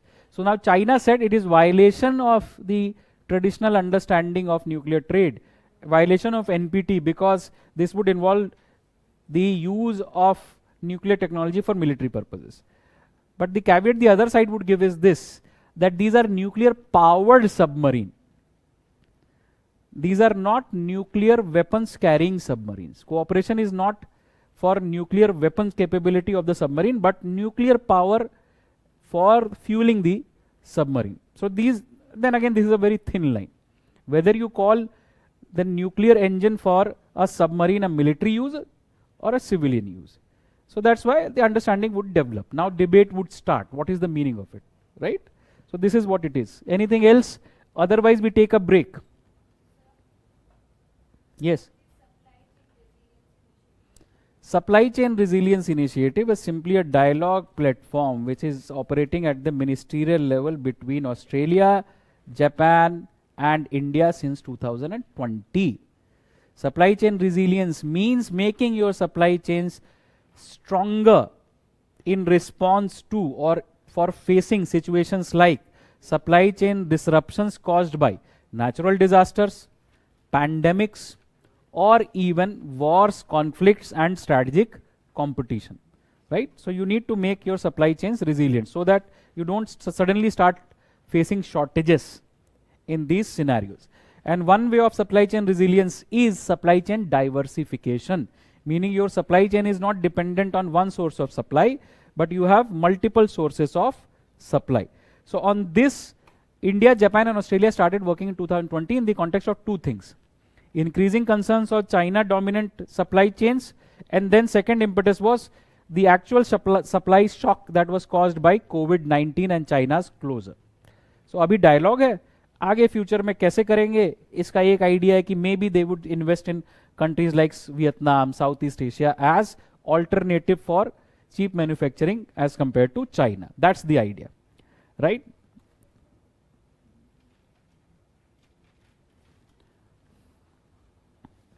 Now this is a break, go for a break. After the break we move towards South Korea, Australia and FIPIC, but we would be dealing with them very shortly, very briefly.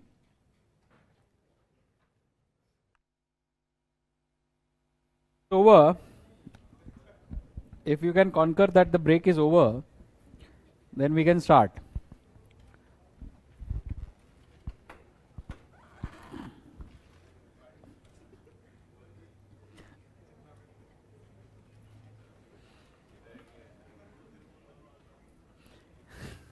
Is your break over? Okay. No, sir. Majority is saying yes, sir.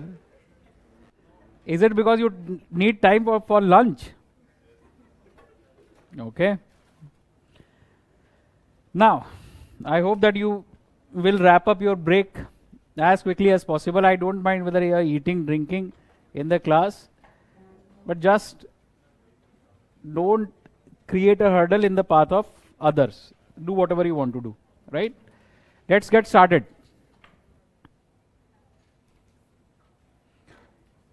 So by doing simple things, for example, Vishal Kumar is asking,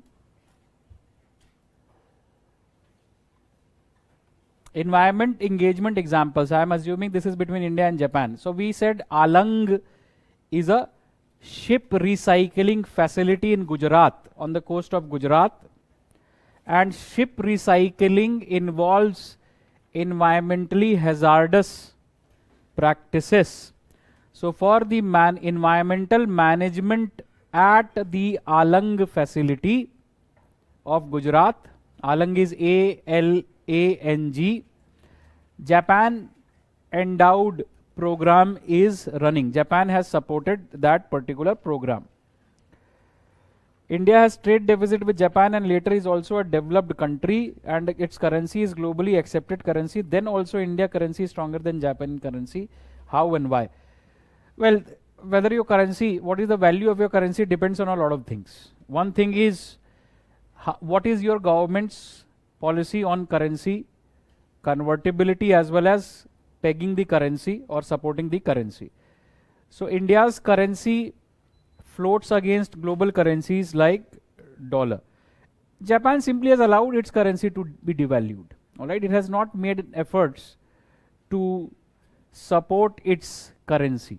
And that is generally you will see happens in the cases where a country has dependent on export-led model of development. If your currency is cheaper, you then have advantages in trade. For example, China is known for devaluing its currency. All right, and India supports its currency. Meaning right now we are looking at the psychological barrier, right? Suppose if a dollar is 100 rupee, then we will be concerned because it would be detrimental for our foreign exchange reserves. But so far, India has, or Reserve Bank of India has supported the Indian rupee, right? By spending from the foreign reserves that we have. So that is part of each country's central bank policies and how they are trading and how they think that their trade would benefit in terms of the prices of their currency, right? So countries like China are called currency manipulators because of how they artificially, in some ways, determine the value of their currency.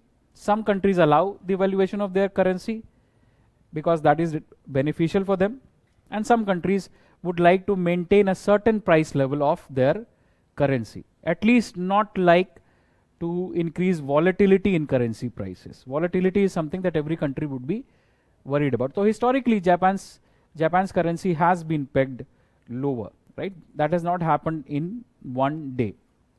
Now, moving on, we talked about certain things. So this is something that you will remember as you see on the map. Diaoyu and Senkaku Islands, right? The Japanese call it Senkaku, the Chinese call it Diaoyu, right? So this is an island which is, in other words, remember, located in what sea? East China Sea. मैं कितना भी बताता रहूं कोई फर्क नहीं पड़ता क्योंकि एटलस जाके देखते नहीं हो. We had seen the map. South China Sea है ना. ताइवान कम से कम एक रेफरेंस पॉइंट याद कर लो. Taiwan, south of Taiwan, right? Southwest of Taiwan. And then this larger region is East China Sea, right? So this is East China Sea. And then as you move towards Japan, there is a body of water. There is a sea which is called Japan Sea, Sea of Japan by the Japanese, and the same would be called East Sea. So East China Sea and East Sea are two different seas. All right, East China Sea, ये मैंने आपको कल बोला था, that remember nomenclature sometimes can be confusing. So Japan calls it East Japan Sea, and the Koreans, Chinese would call it East Sea. But East China Sea is different, and East China Sea is where Diaoyu and Senkaku Islands are located. Senkaku is a reference by the Japanese. Now the Chinese have claimed this island as part of their exclusive economic zone, but the Japanese have controlled it historically. The island is controlled by the Japanese. So China has started developing certain hydrocarbon facilities around this region, and as part of it, it is close to what Japan thinks is its exclusive economic zone. But China also has expanded its claim on Diaoyu and Senkaku Islands. So that is part of what China has been doing, just as we had seen in the South China Sea. China says 9-dash line, entirety of South China Sea belongs to me. So now China also declares what is called ADIZ, Air Defense Identification Zones, which simply means that any aircraft passing through this region would have to identify its purpose with the Chinese authorities. That is your expectation. And Japan challenges it. So Japan and US have been flowing sorties over this region to challenge China's ADIZ. But China has been making claims over this region. So that is one point of conflict here. But right now the island is controlled by Japan. It is a Japanese island, which the Chinese called the Diaoyu Islands. The Japanese call it the Senkaku Islands. All right. Now moving on towards the neighbor of Japan, that is Korea, and simply being aware of this relationship being another important relation. So this is South Korea, and you see this is Sea of Japan between Korean Peninsula and Japan, surrounded by them, right? And then some of the cities of this region you must have heard about. Seoul is the capital. Busan is an important port city. Incheon is also an important port city. And then this is the 38th parallel, which in some ways is relevant in the context of the boundaries between, or what became North Korea and South Korea, right? So what we understand about this part of the world is that this is part of what is called East Asia, right? East Asia. These are countries, neighbors of two important countries, China and Japan. And South Korea then also has military ties, strong military ties with the United States. So it's an alliance partner of the United States. But why is this country important for India? So we say for a few things. For example, there is a cultural and civilizational basis to our interest in South Korea. So we say that a Buddhist monk named Haiko had visited India, a Buddhist monk. So link of Buddhisms. Haiko visited India, and then we say that there is a princess called Suri Ratna. नाम सुना है आपने? Princess Suri Ratna. So it is argued that Princess Suri Ratna is from India. She is a princess from a place called Ayodhya. And then she visited to Korea. At that point in time, there was no North or South Korea. It is Korean Peninsula. Korea. And then she married a prince there called Kim Suro.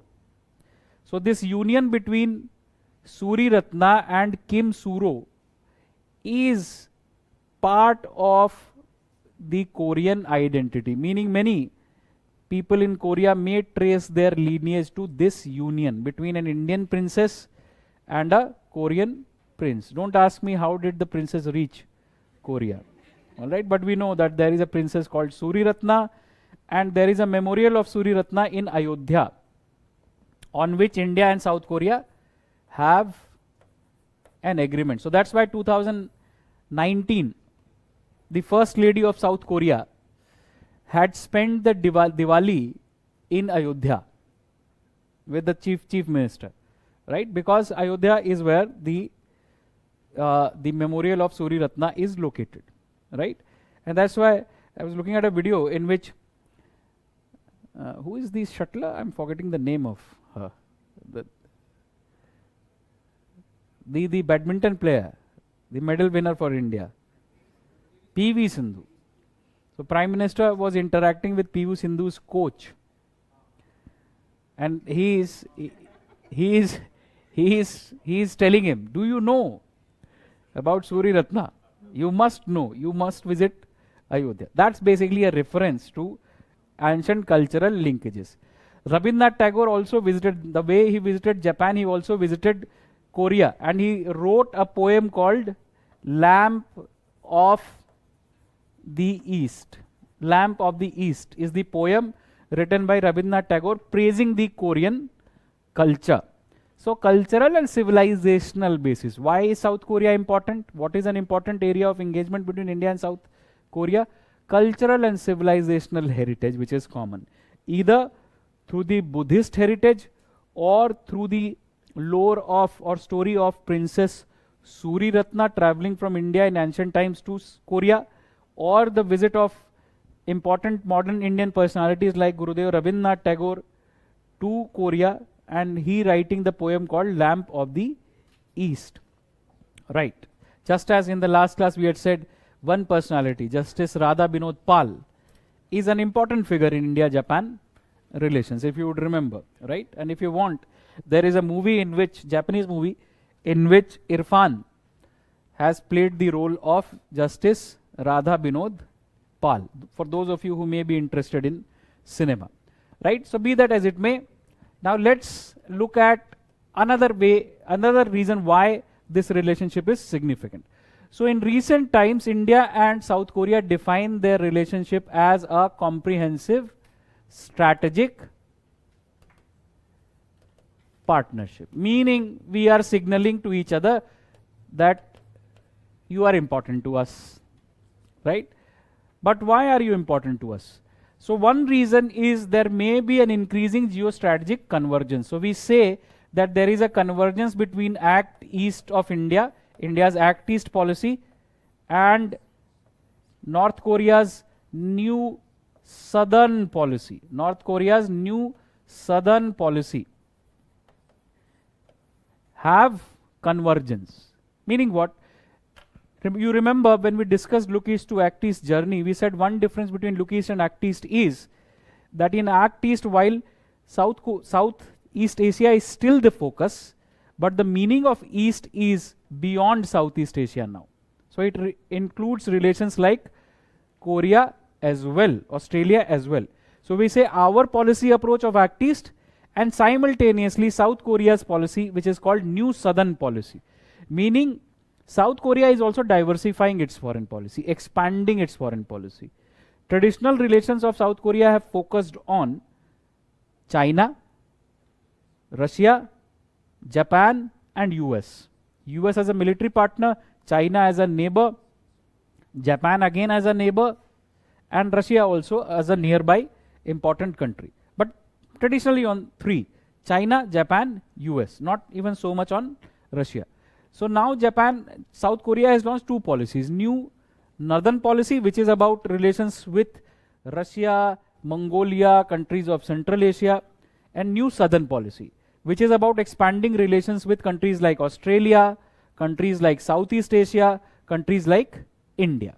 So we say that the current era is convergence, an era of convergence between India's Act East and South Korea's New Southern Policy, which is part of its foreign policy diversification, which means it wants to expand relations with Australia, Southeast Asia, as well as India, rest of Asia.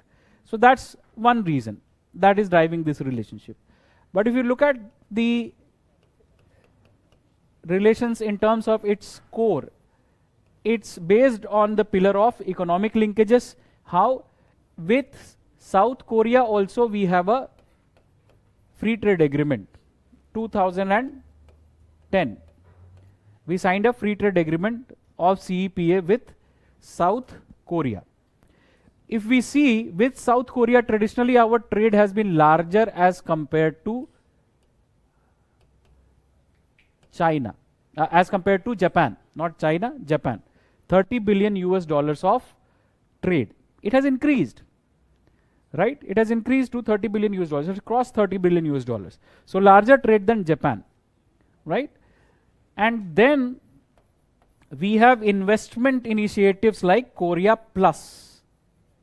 So Korea Plus is a dedicated facility for promoting investments from Korea to India, foreign direct investments from Korea to India. Korea Plus Desk. Generally you will find such initiatives under the authority of Invest India, for easing investments from Korea. Right? For example, in the case of Japan, you can write about, or you can simply make a note of Japan-India Investment Promotion Partnership, which was launched in 2014. Japan-India Investment Promotion Partnership, 2014. So similarly, with Korea, India has established a dedicated Korea Plus initiative. And you will see that Korean companies are also quite common in India. If you see the sector of electronics, companies like Samsung, LG, they are manufacturing in India. So this is an example of how investments from South Korea are increasing in India. 2019, the president of South Korea, Moon Jae-in, visited India, and one of the highlights of his visit was inauguration of the expanded facility of Samsung in Noida. All right, and that was touted as Samsung's largest manufacturing facility in the world. So South Korean companies are also investing in India, not only in financial markets, but also in terms of greenfield projects for manufacturing. Samsung ho gaya, LG ho gaya. Any other example?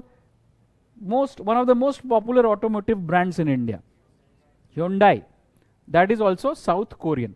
So economy is clearly an important pillar of this relations.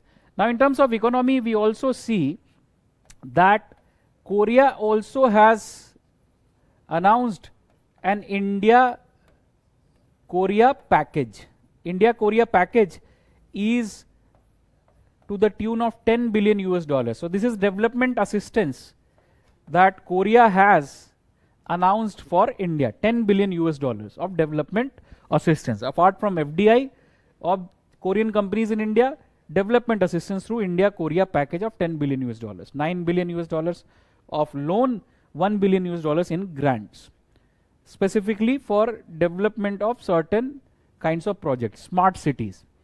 For example, in Mumbai, areas like Dombivli are being developed as smart city, and that is where you have South Korean investment.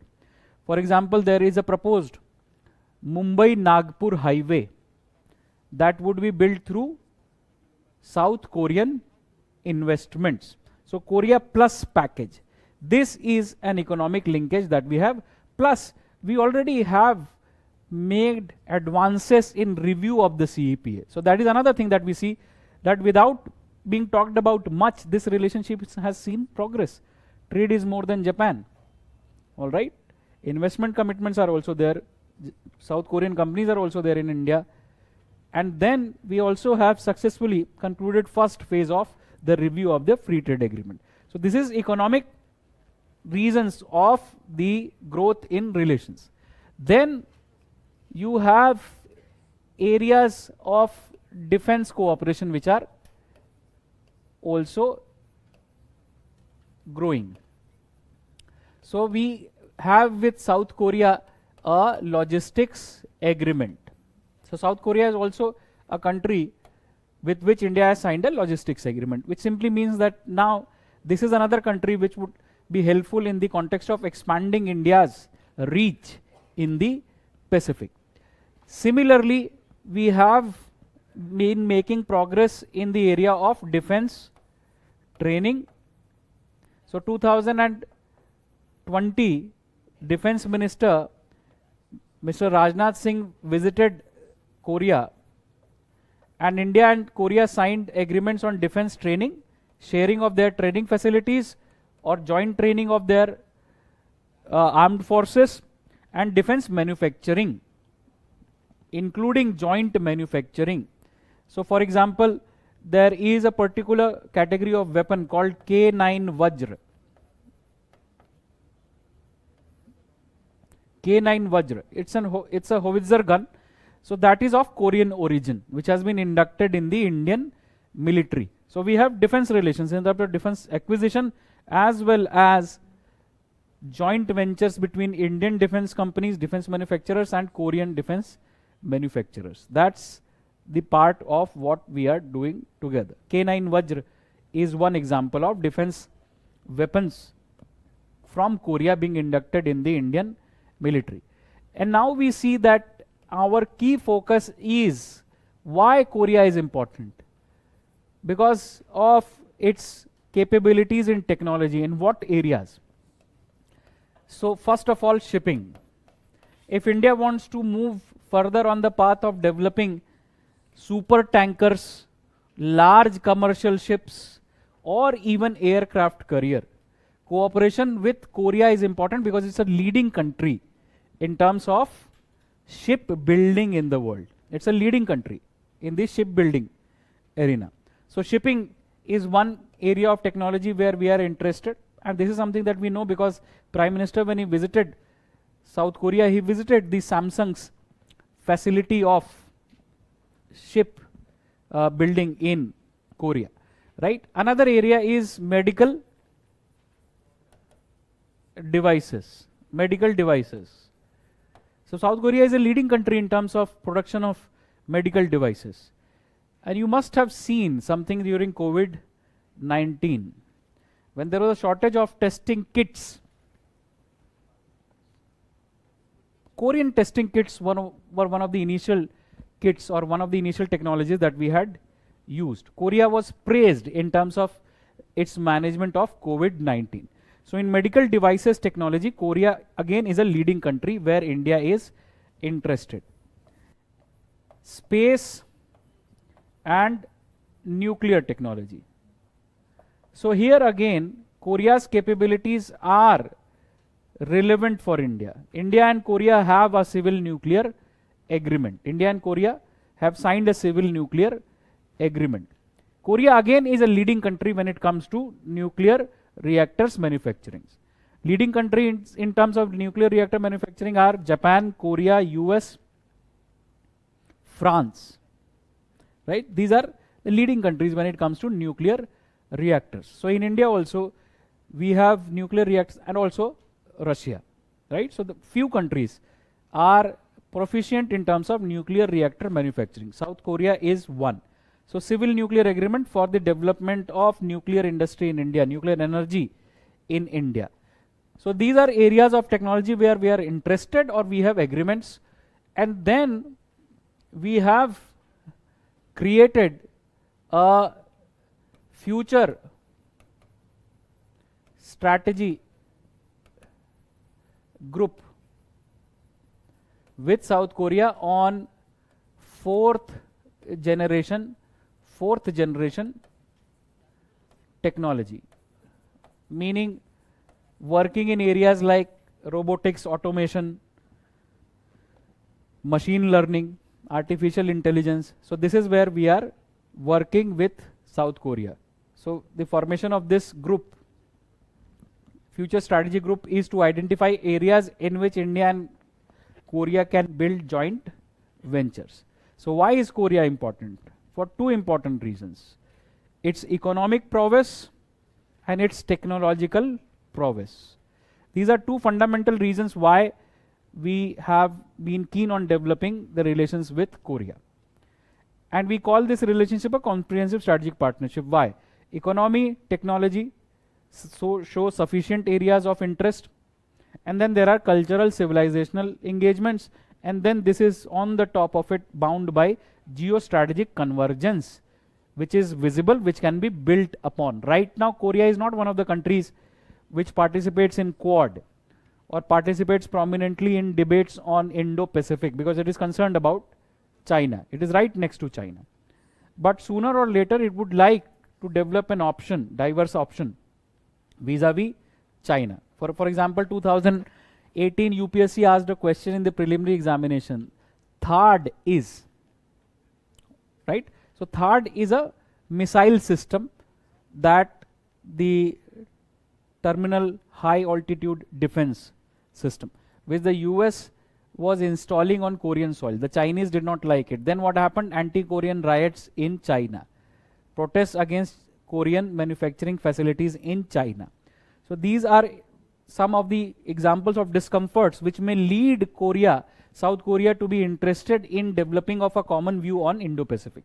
So we can say that ultimately South Korea may prove to be a valuable partner in the region of Indo-Pacific for India, right? So that is something about the relations with South Korea that you may remember. These are the areas about South Korea which are important.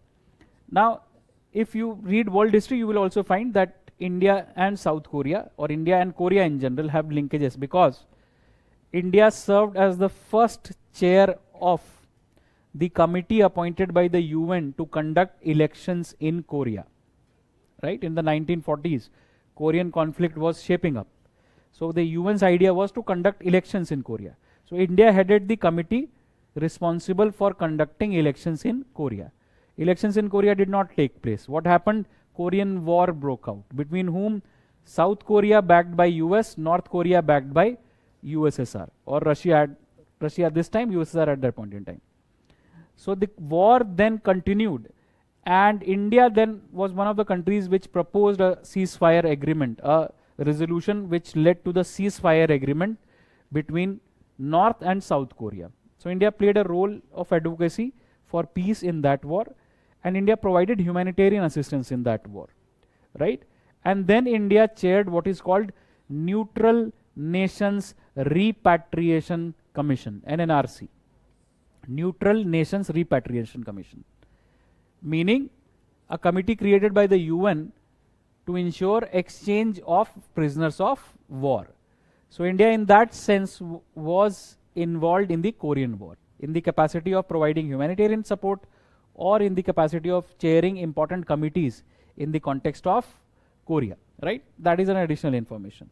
Now let's move forward and let's look at the relations with Australia, right? So what is important about this relationship? So again, if we look at Australia, we can say that two things are driving this relationship. Commonality of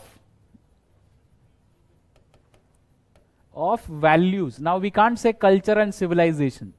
Commonality of value, right? Same ways of talking about soft attributes of relations. And commonality of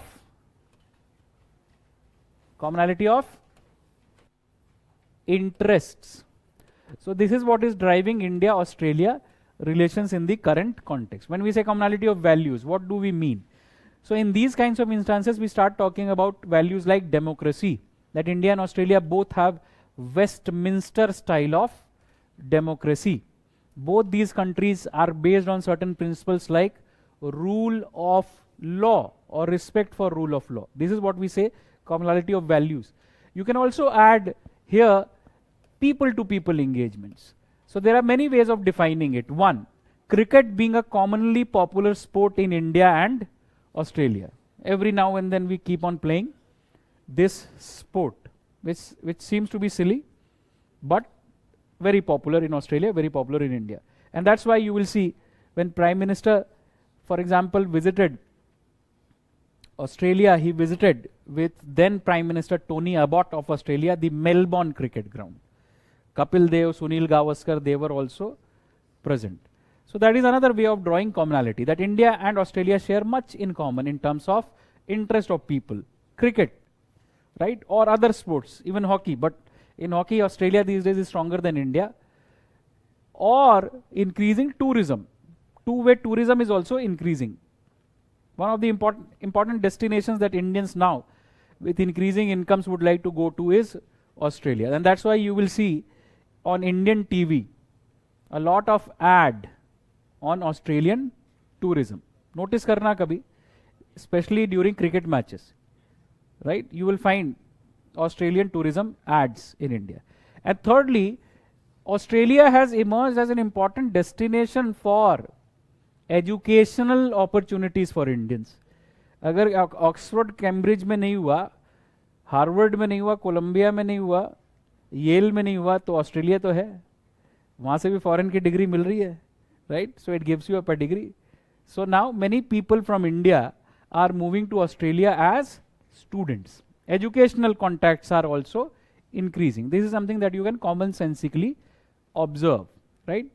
हम में से कोई ना कोई किसी न किसी को जानता होगा जो ऑस्ट्रेलिया जाना चाहता है, या they have been to Australia or chosen Australia as a destination for education. So people to people ties. Commonality of interest. What commonality of interest? Number one is increasing geostrategic convergence. That's very clear. Where? Indo-Pacific.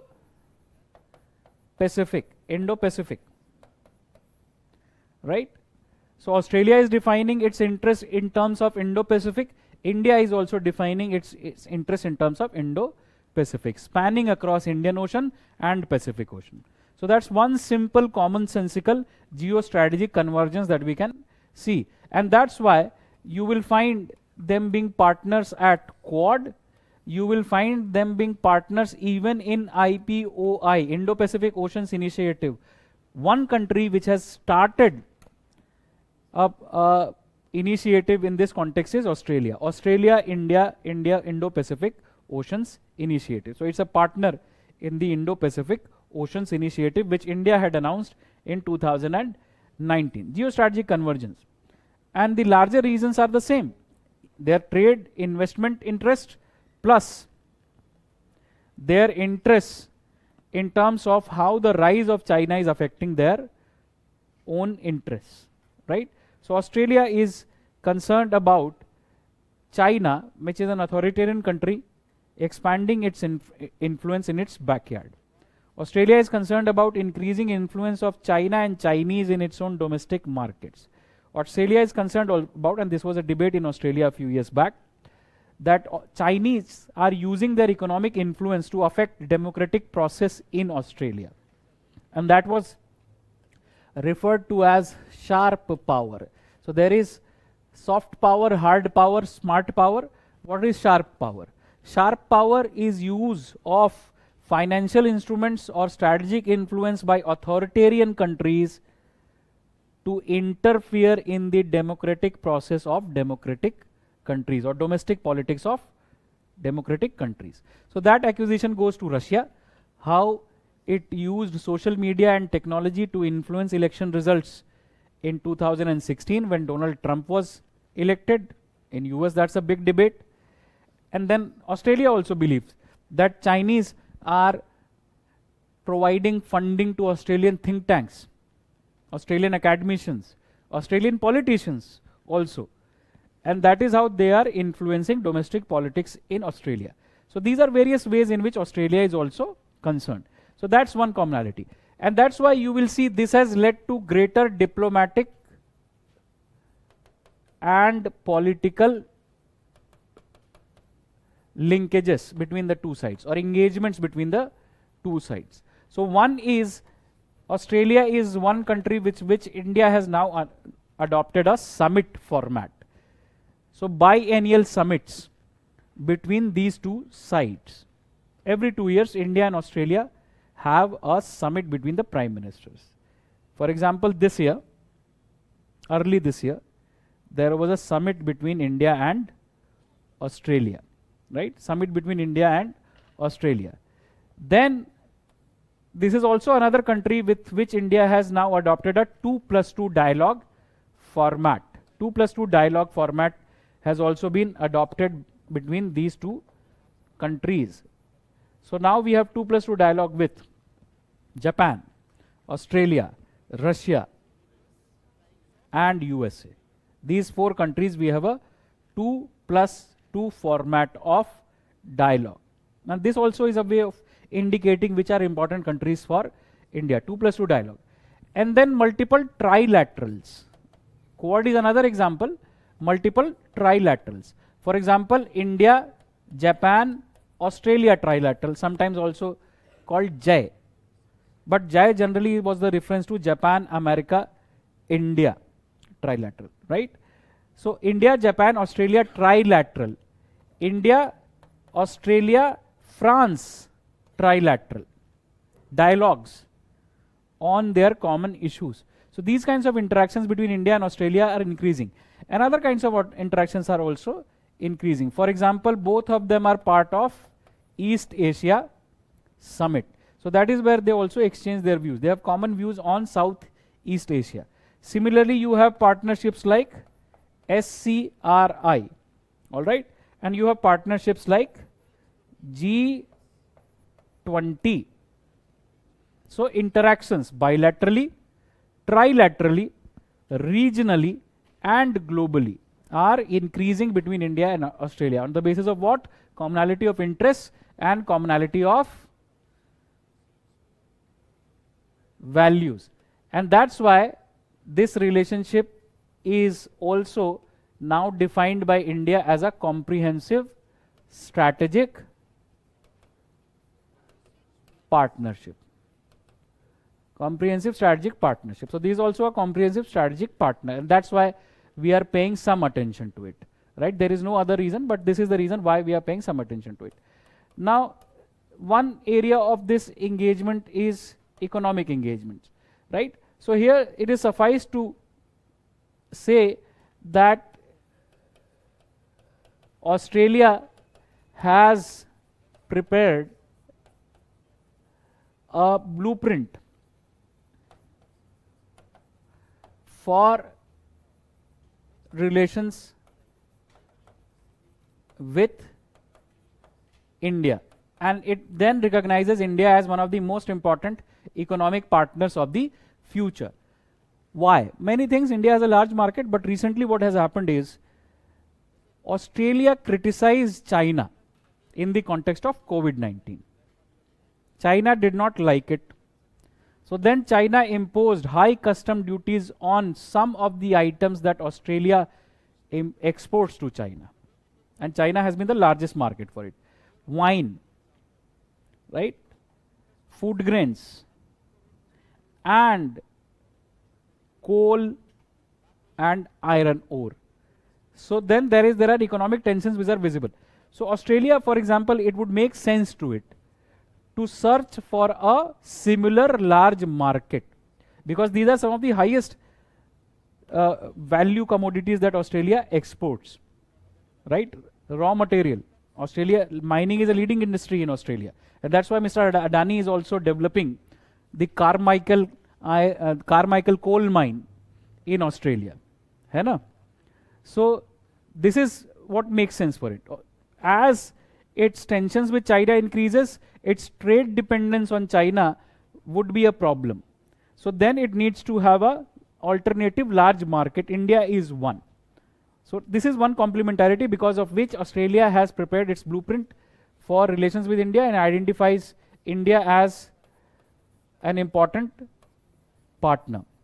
India and Australia are negotiating right now a free trade agreement. Comprehensive economic cooperation agreement is being discussed between India and Australia. It's being negotiated. So we hope that we will be able to clinch it, but the difficulty is areas like dairy and agriculture sector. Now, moving forward, one area in which, for example, India and Australia can benefit is infrastructure economically, because Australian companies are among the largest companies in terms of infrastructure building, right? Infrastructure is one area where Australia may be of particular interest to India, right? And then we have the aspects of defense and strategic cooperation. So what areas signal defense and strategic cooperation improving? One is exercises like AUS Index. AUS Index is the bilateral exercise between Australia and India. Then we have the logistics sharing agreement with Australia. So that simply we can say that it expands India's reach in the Pacific. Where we are not located, we should have friendly relations. And then India and Australia also have a civil nuclear agreement. Civil nuclear agreement which they signed in 2014. And why? Because Australia is the largest exporter of uranium, a fuel that we require to run our nuclear power plants. Variously, you will find India faces energy crisis in terms of either shortage of coal for our thermal power plant, and also the fact that we don't have adequate domestic reserves of uranium to support both our military program as well as civilian program. So we are dependent on the import of uranium. And with Australia, civil nuclear agreement is primarily for the purpose of supply of uranium, right? So that's another way in which we can say that we have a strategic partnership, right? And then you can, for your convenience, also add examples like the Quad dialogue that we have. So this is the nature of relation with Australia, which we refer to as comprehensive strategic partnership, which is based on commonality of values and commonality of interests. The largest interest that we share right now is geostrategic convergence, or on defining our interests expanding across Indian Ocean and Pacific Ocean. So this is a truly Indo-Pacific country, both Indian Ocean coast as well as a Pacific Ocean coast, right? And then we see that this has led to expansion of diplomatic engagements, bilaterally summit system 2+2 dialogue, but also trilateral dialogues with Japan, with France. These are common platforms, but also regional platforms. G20, India and Australia are members, or newer forms of dialogue like Quad. Australia supports India's candidature for a permanent membership at the Security Council also. And then when we see further areas of engagements, we have the economic partnership, which is a promising area. So Australia identifies India as one of the priority countries, and India and Australia are negotiating a free trade agreement, the CECA. And we look at defense and strategic cooperation, we find that their exercises are becoming important. For example, 2020, Australia participated in the Malabar exercise. So that's why 2020 exercise was also referred to as Quad exercise. So there engagements in different exercises is also increasing. Logistics sharing agreement is another way in which their strategic engagement is seen to be growing. And then civil nuclear agreement is another way in which we can say that they are developing strategic trust with each other. You don't sign these kinds of agreements with countries whom you don't trust, right? So this is one relationship that we are looking at from the long term. So that's India-Australia relations. Now let's move forward to a very small area but significant area in the Pacific, and that would complete our understanding of Indo-Pacific insofar as our interests towards the Pacific and Oceania and Southeast Asia and East Asia were concerned. So this is what can be called generally the Pacific island countries. These are Pacific island countries. And in these, what is of significance is South Pacific island countries. South Pacific islands meaning countries which are south of the equator, right? So first of all, for your general understanding, the island countries in the Pacific which are spread across a vast area in the ocean. If you look at this part of the world, you will find that there is more maritime expanse than there is land. So they are scattered across this ocean. They are very small. You will not find them on the map. Sometimes they are in news. For example, one of the island countries was in news this year, early this year, right? So that is where your attention would be drawn to them. But this is also a strategically important area for important powers. So as you could see, Australia is the closest large power to these Pacific island countries or South Pacific island countries. You would also see that Southeast Asia is an important neighbor of these small island countries. You will also see that some of the islands of US, so Hawaii, is an important part of the US, but not close to the US mainland.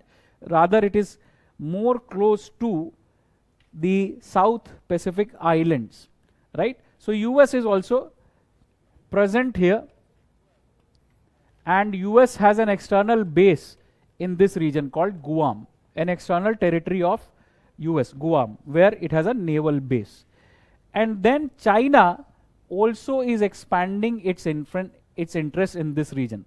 For example, this year, another island of this region was in news because it signed a security agreement with China, the Marshall Islands, right?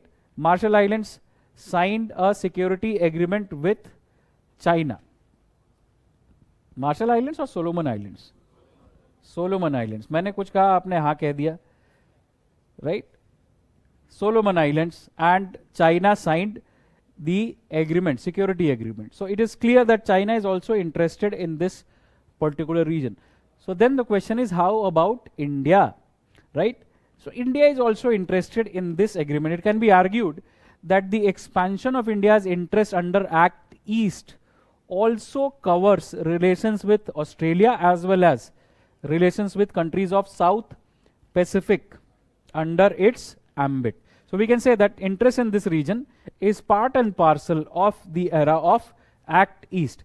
So three island categories are here. One is Micronesia, where you will find islands like Marshall Islands, right, or Kiribati. Micronesia. Micronesia is a reference to the size of islands. Small islands, micro. Then you have another category of islands which is called Melanesia. Melanesia, you will find islands like New Guinea, and you have islands like Fiji. So New Guinea is the largest of these islands. Australia is also island, but it is a continental size island. So we generally don't talk of Australia as an island, but virtually it is an island. But New Guinea in this category of islands is the biggest island, general. And then you have the third category of islands. Melanesia, as we talked about, refers to the color, right? Melanin, pigmentation as it happens in our skin. We talk about melanin. So Melanesia, reference to the dark color of the inhabitants of this region. And of course, ये सारे नाम किसने दिए होंगे? Western powers ने. All right, so Melanesia. And then you have Polynesia. Polynesia is a reference to poly, multiple, large number of small islands located in the expanse of Polynesia. So you have islands like Tuvalu, Samoa, Cook Islands, Tonga, which was in news, or even New Zealand, considered to be part of what can be called Polynesia. Even Hawaii can be considered to be part of Polynesia. So this is the largest expanse of islands, Polynesia, spread across a vast expanse of the Pacific Ocean. So these islands then are important for certain common attributes that they may have. So first of all, they are small, but they are strategically located in a vast stretch of ocean which lacks major land mass or major territorial powers.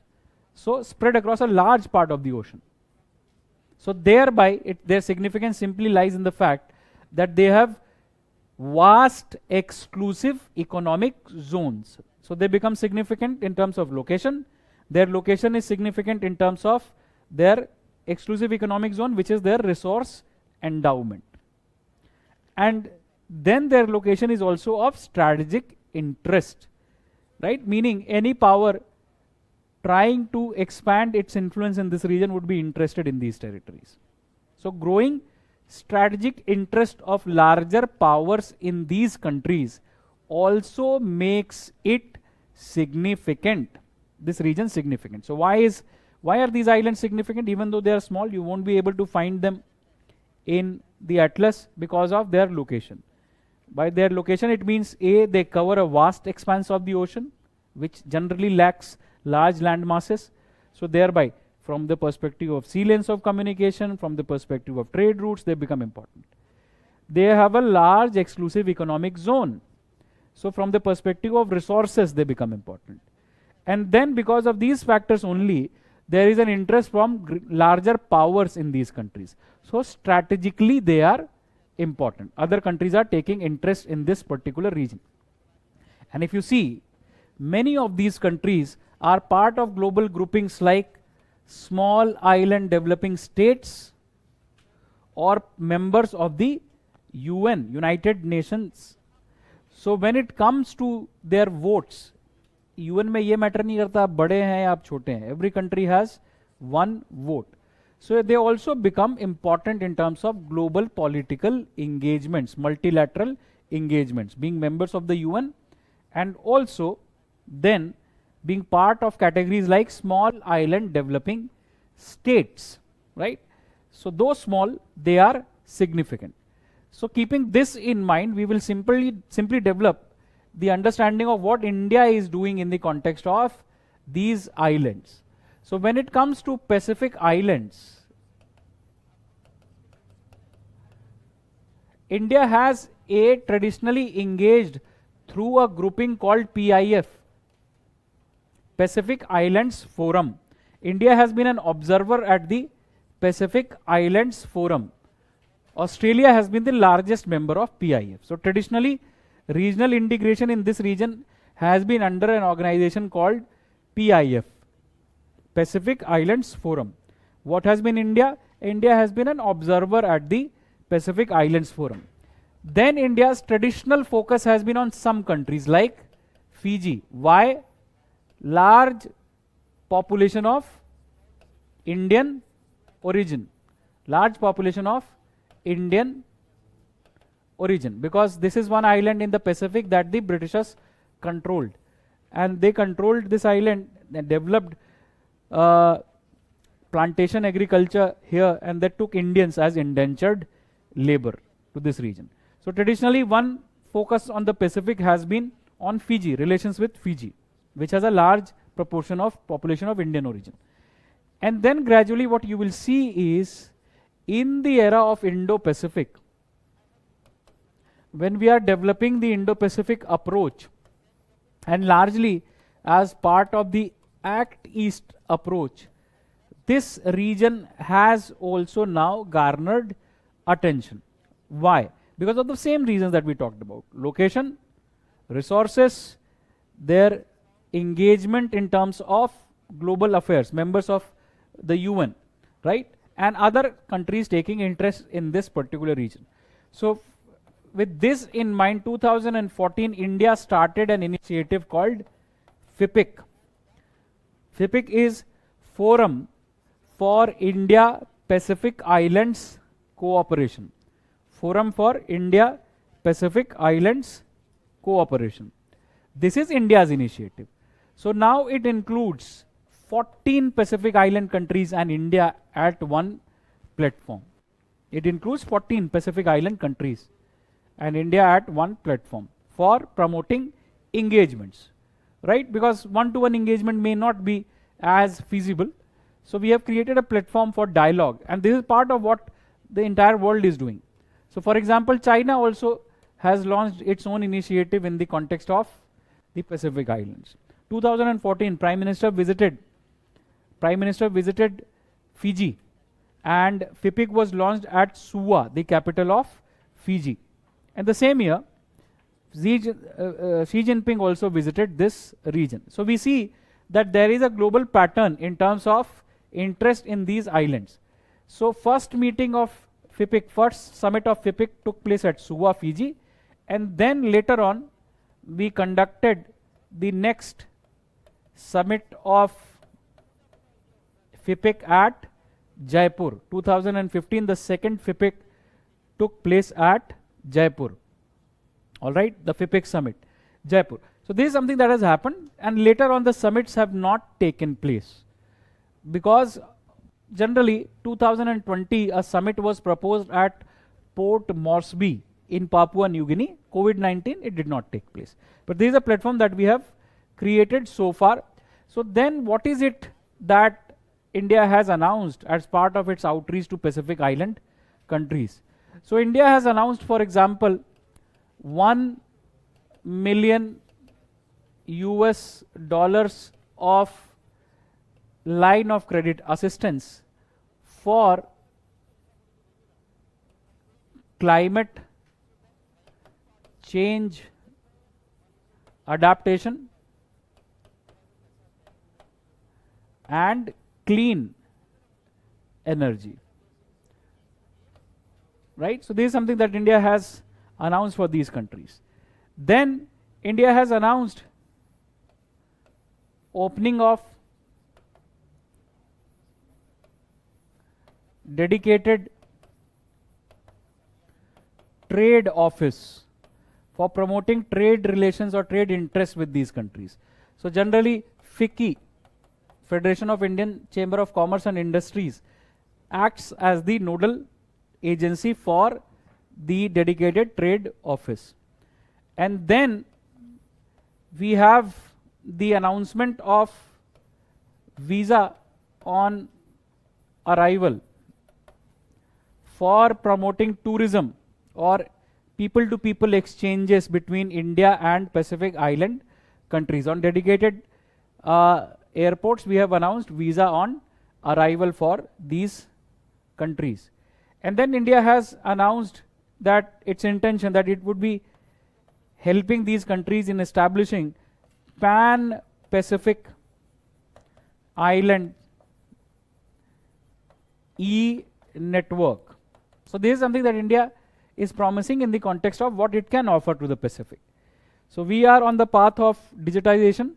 So we have said that we can help these countries in establishing digital connectivity by creating a Pan-Pacific Islands e-network project.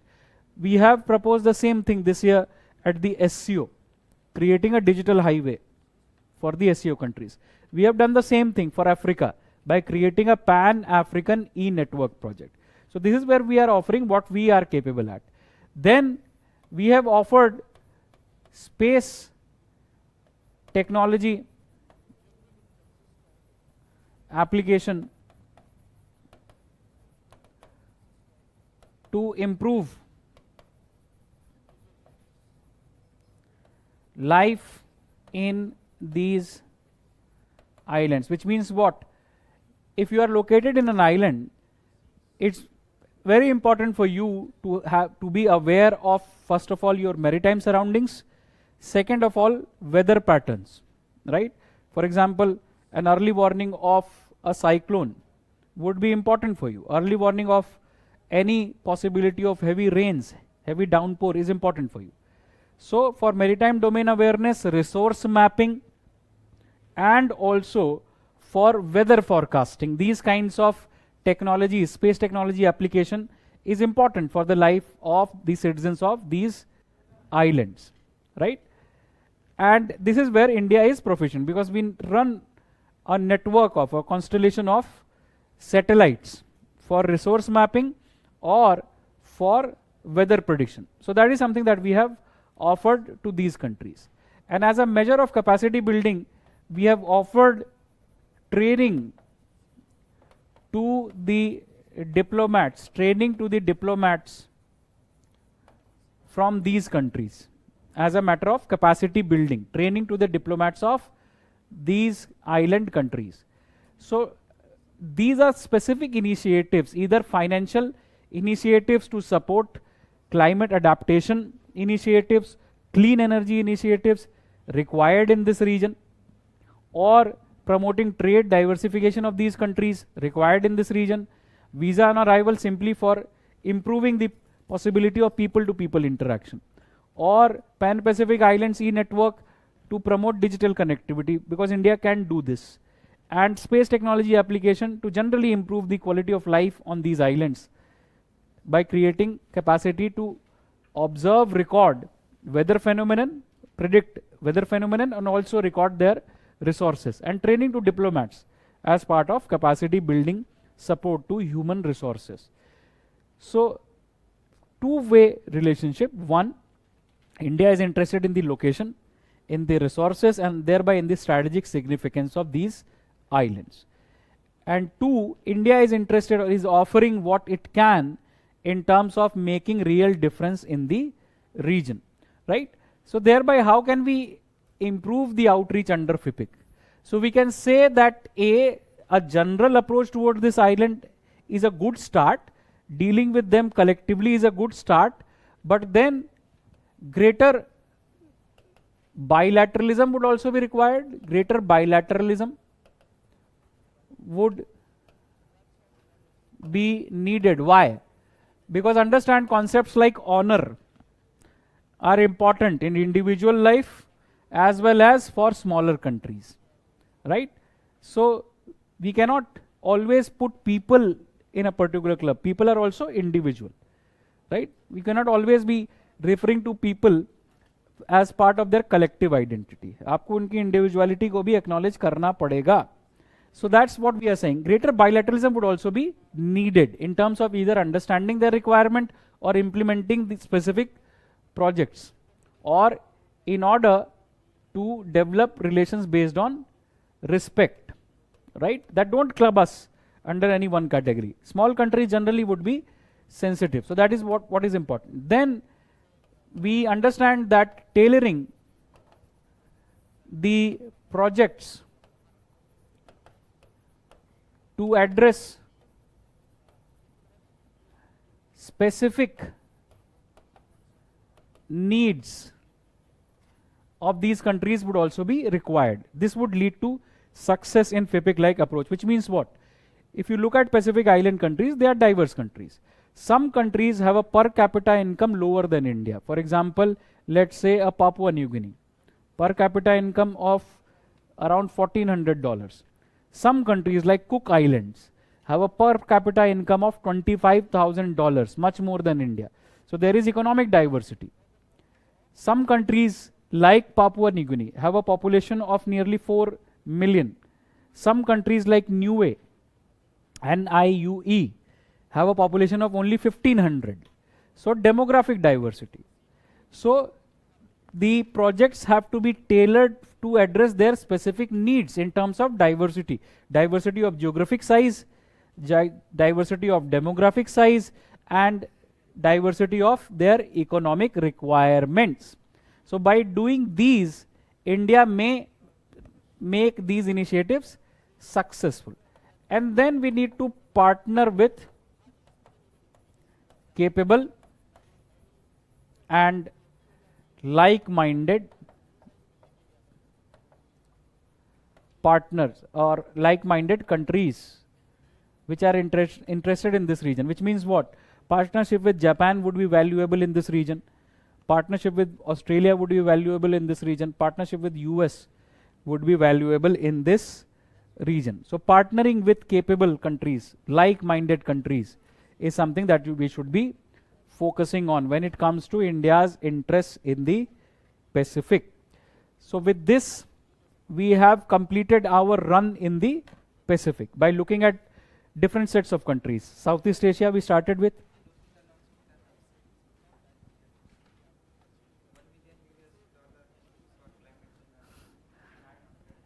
Line of credit, right? Not line of control, line of credit. Chaliye.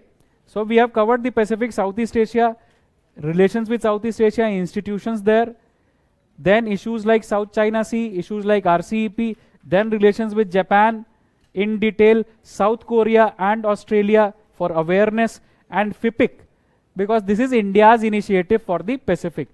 Now after this, the next country that we will be talking about, largely remaining in the Pacific and taking a north turn, is Russia, right? So Russia is the next relationship that we will be talking, and some of you are interested in how long would I take to, how many classes? Yes sir, so you can ask it, right? How many classes? So whatever of value I have to teach in IR, I have already taught you by simply giving an idea that it is simple, don't make it complex. In terms of coverage of content, now Russia is remaining, US is remaining, Europe, Central Asia, Africa, diaspora and institutions. So my attempt would be 3 to 4 lectures, but if I take 5 more, don't get angry, all right? So that is what we will be doing. So, who is expecting more? Chaliye. So 4 or 5, depending on how fast we cover these remaining topics, right? But I hope you have a general sense of how to tackle questions related with IR. And with this, thank you very much. We'll meet next and we'll talk about Russia.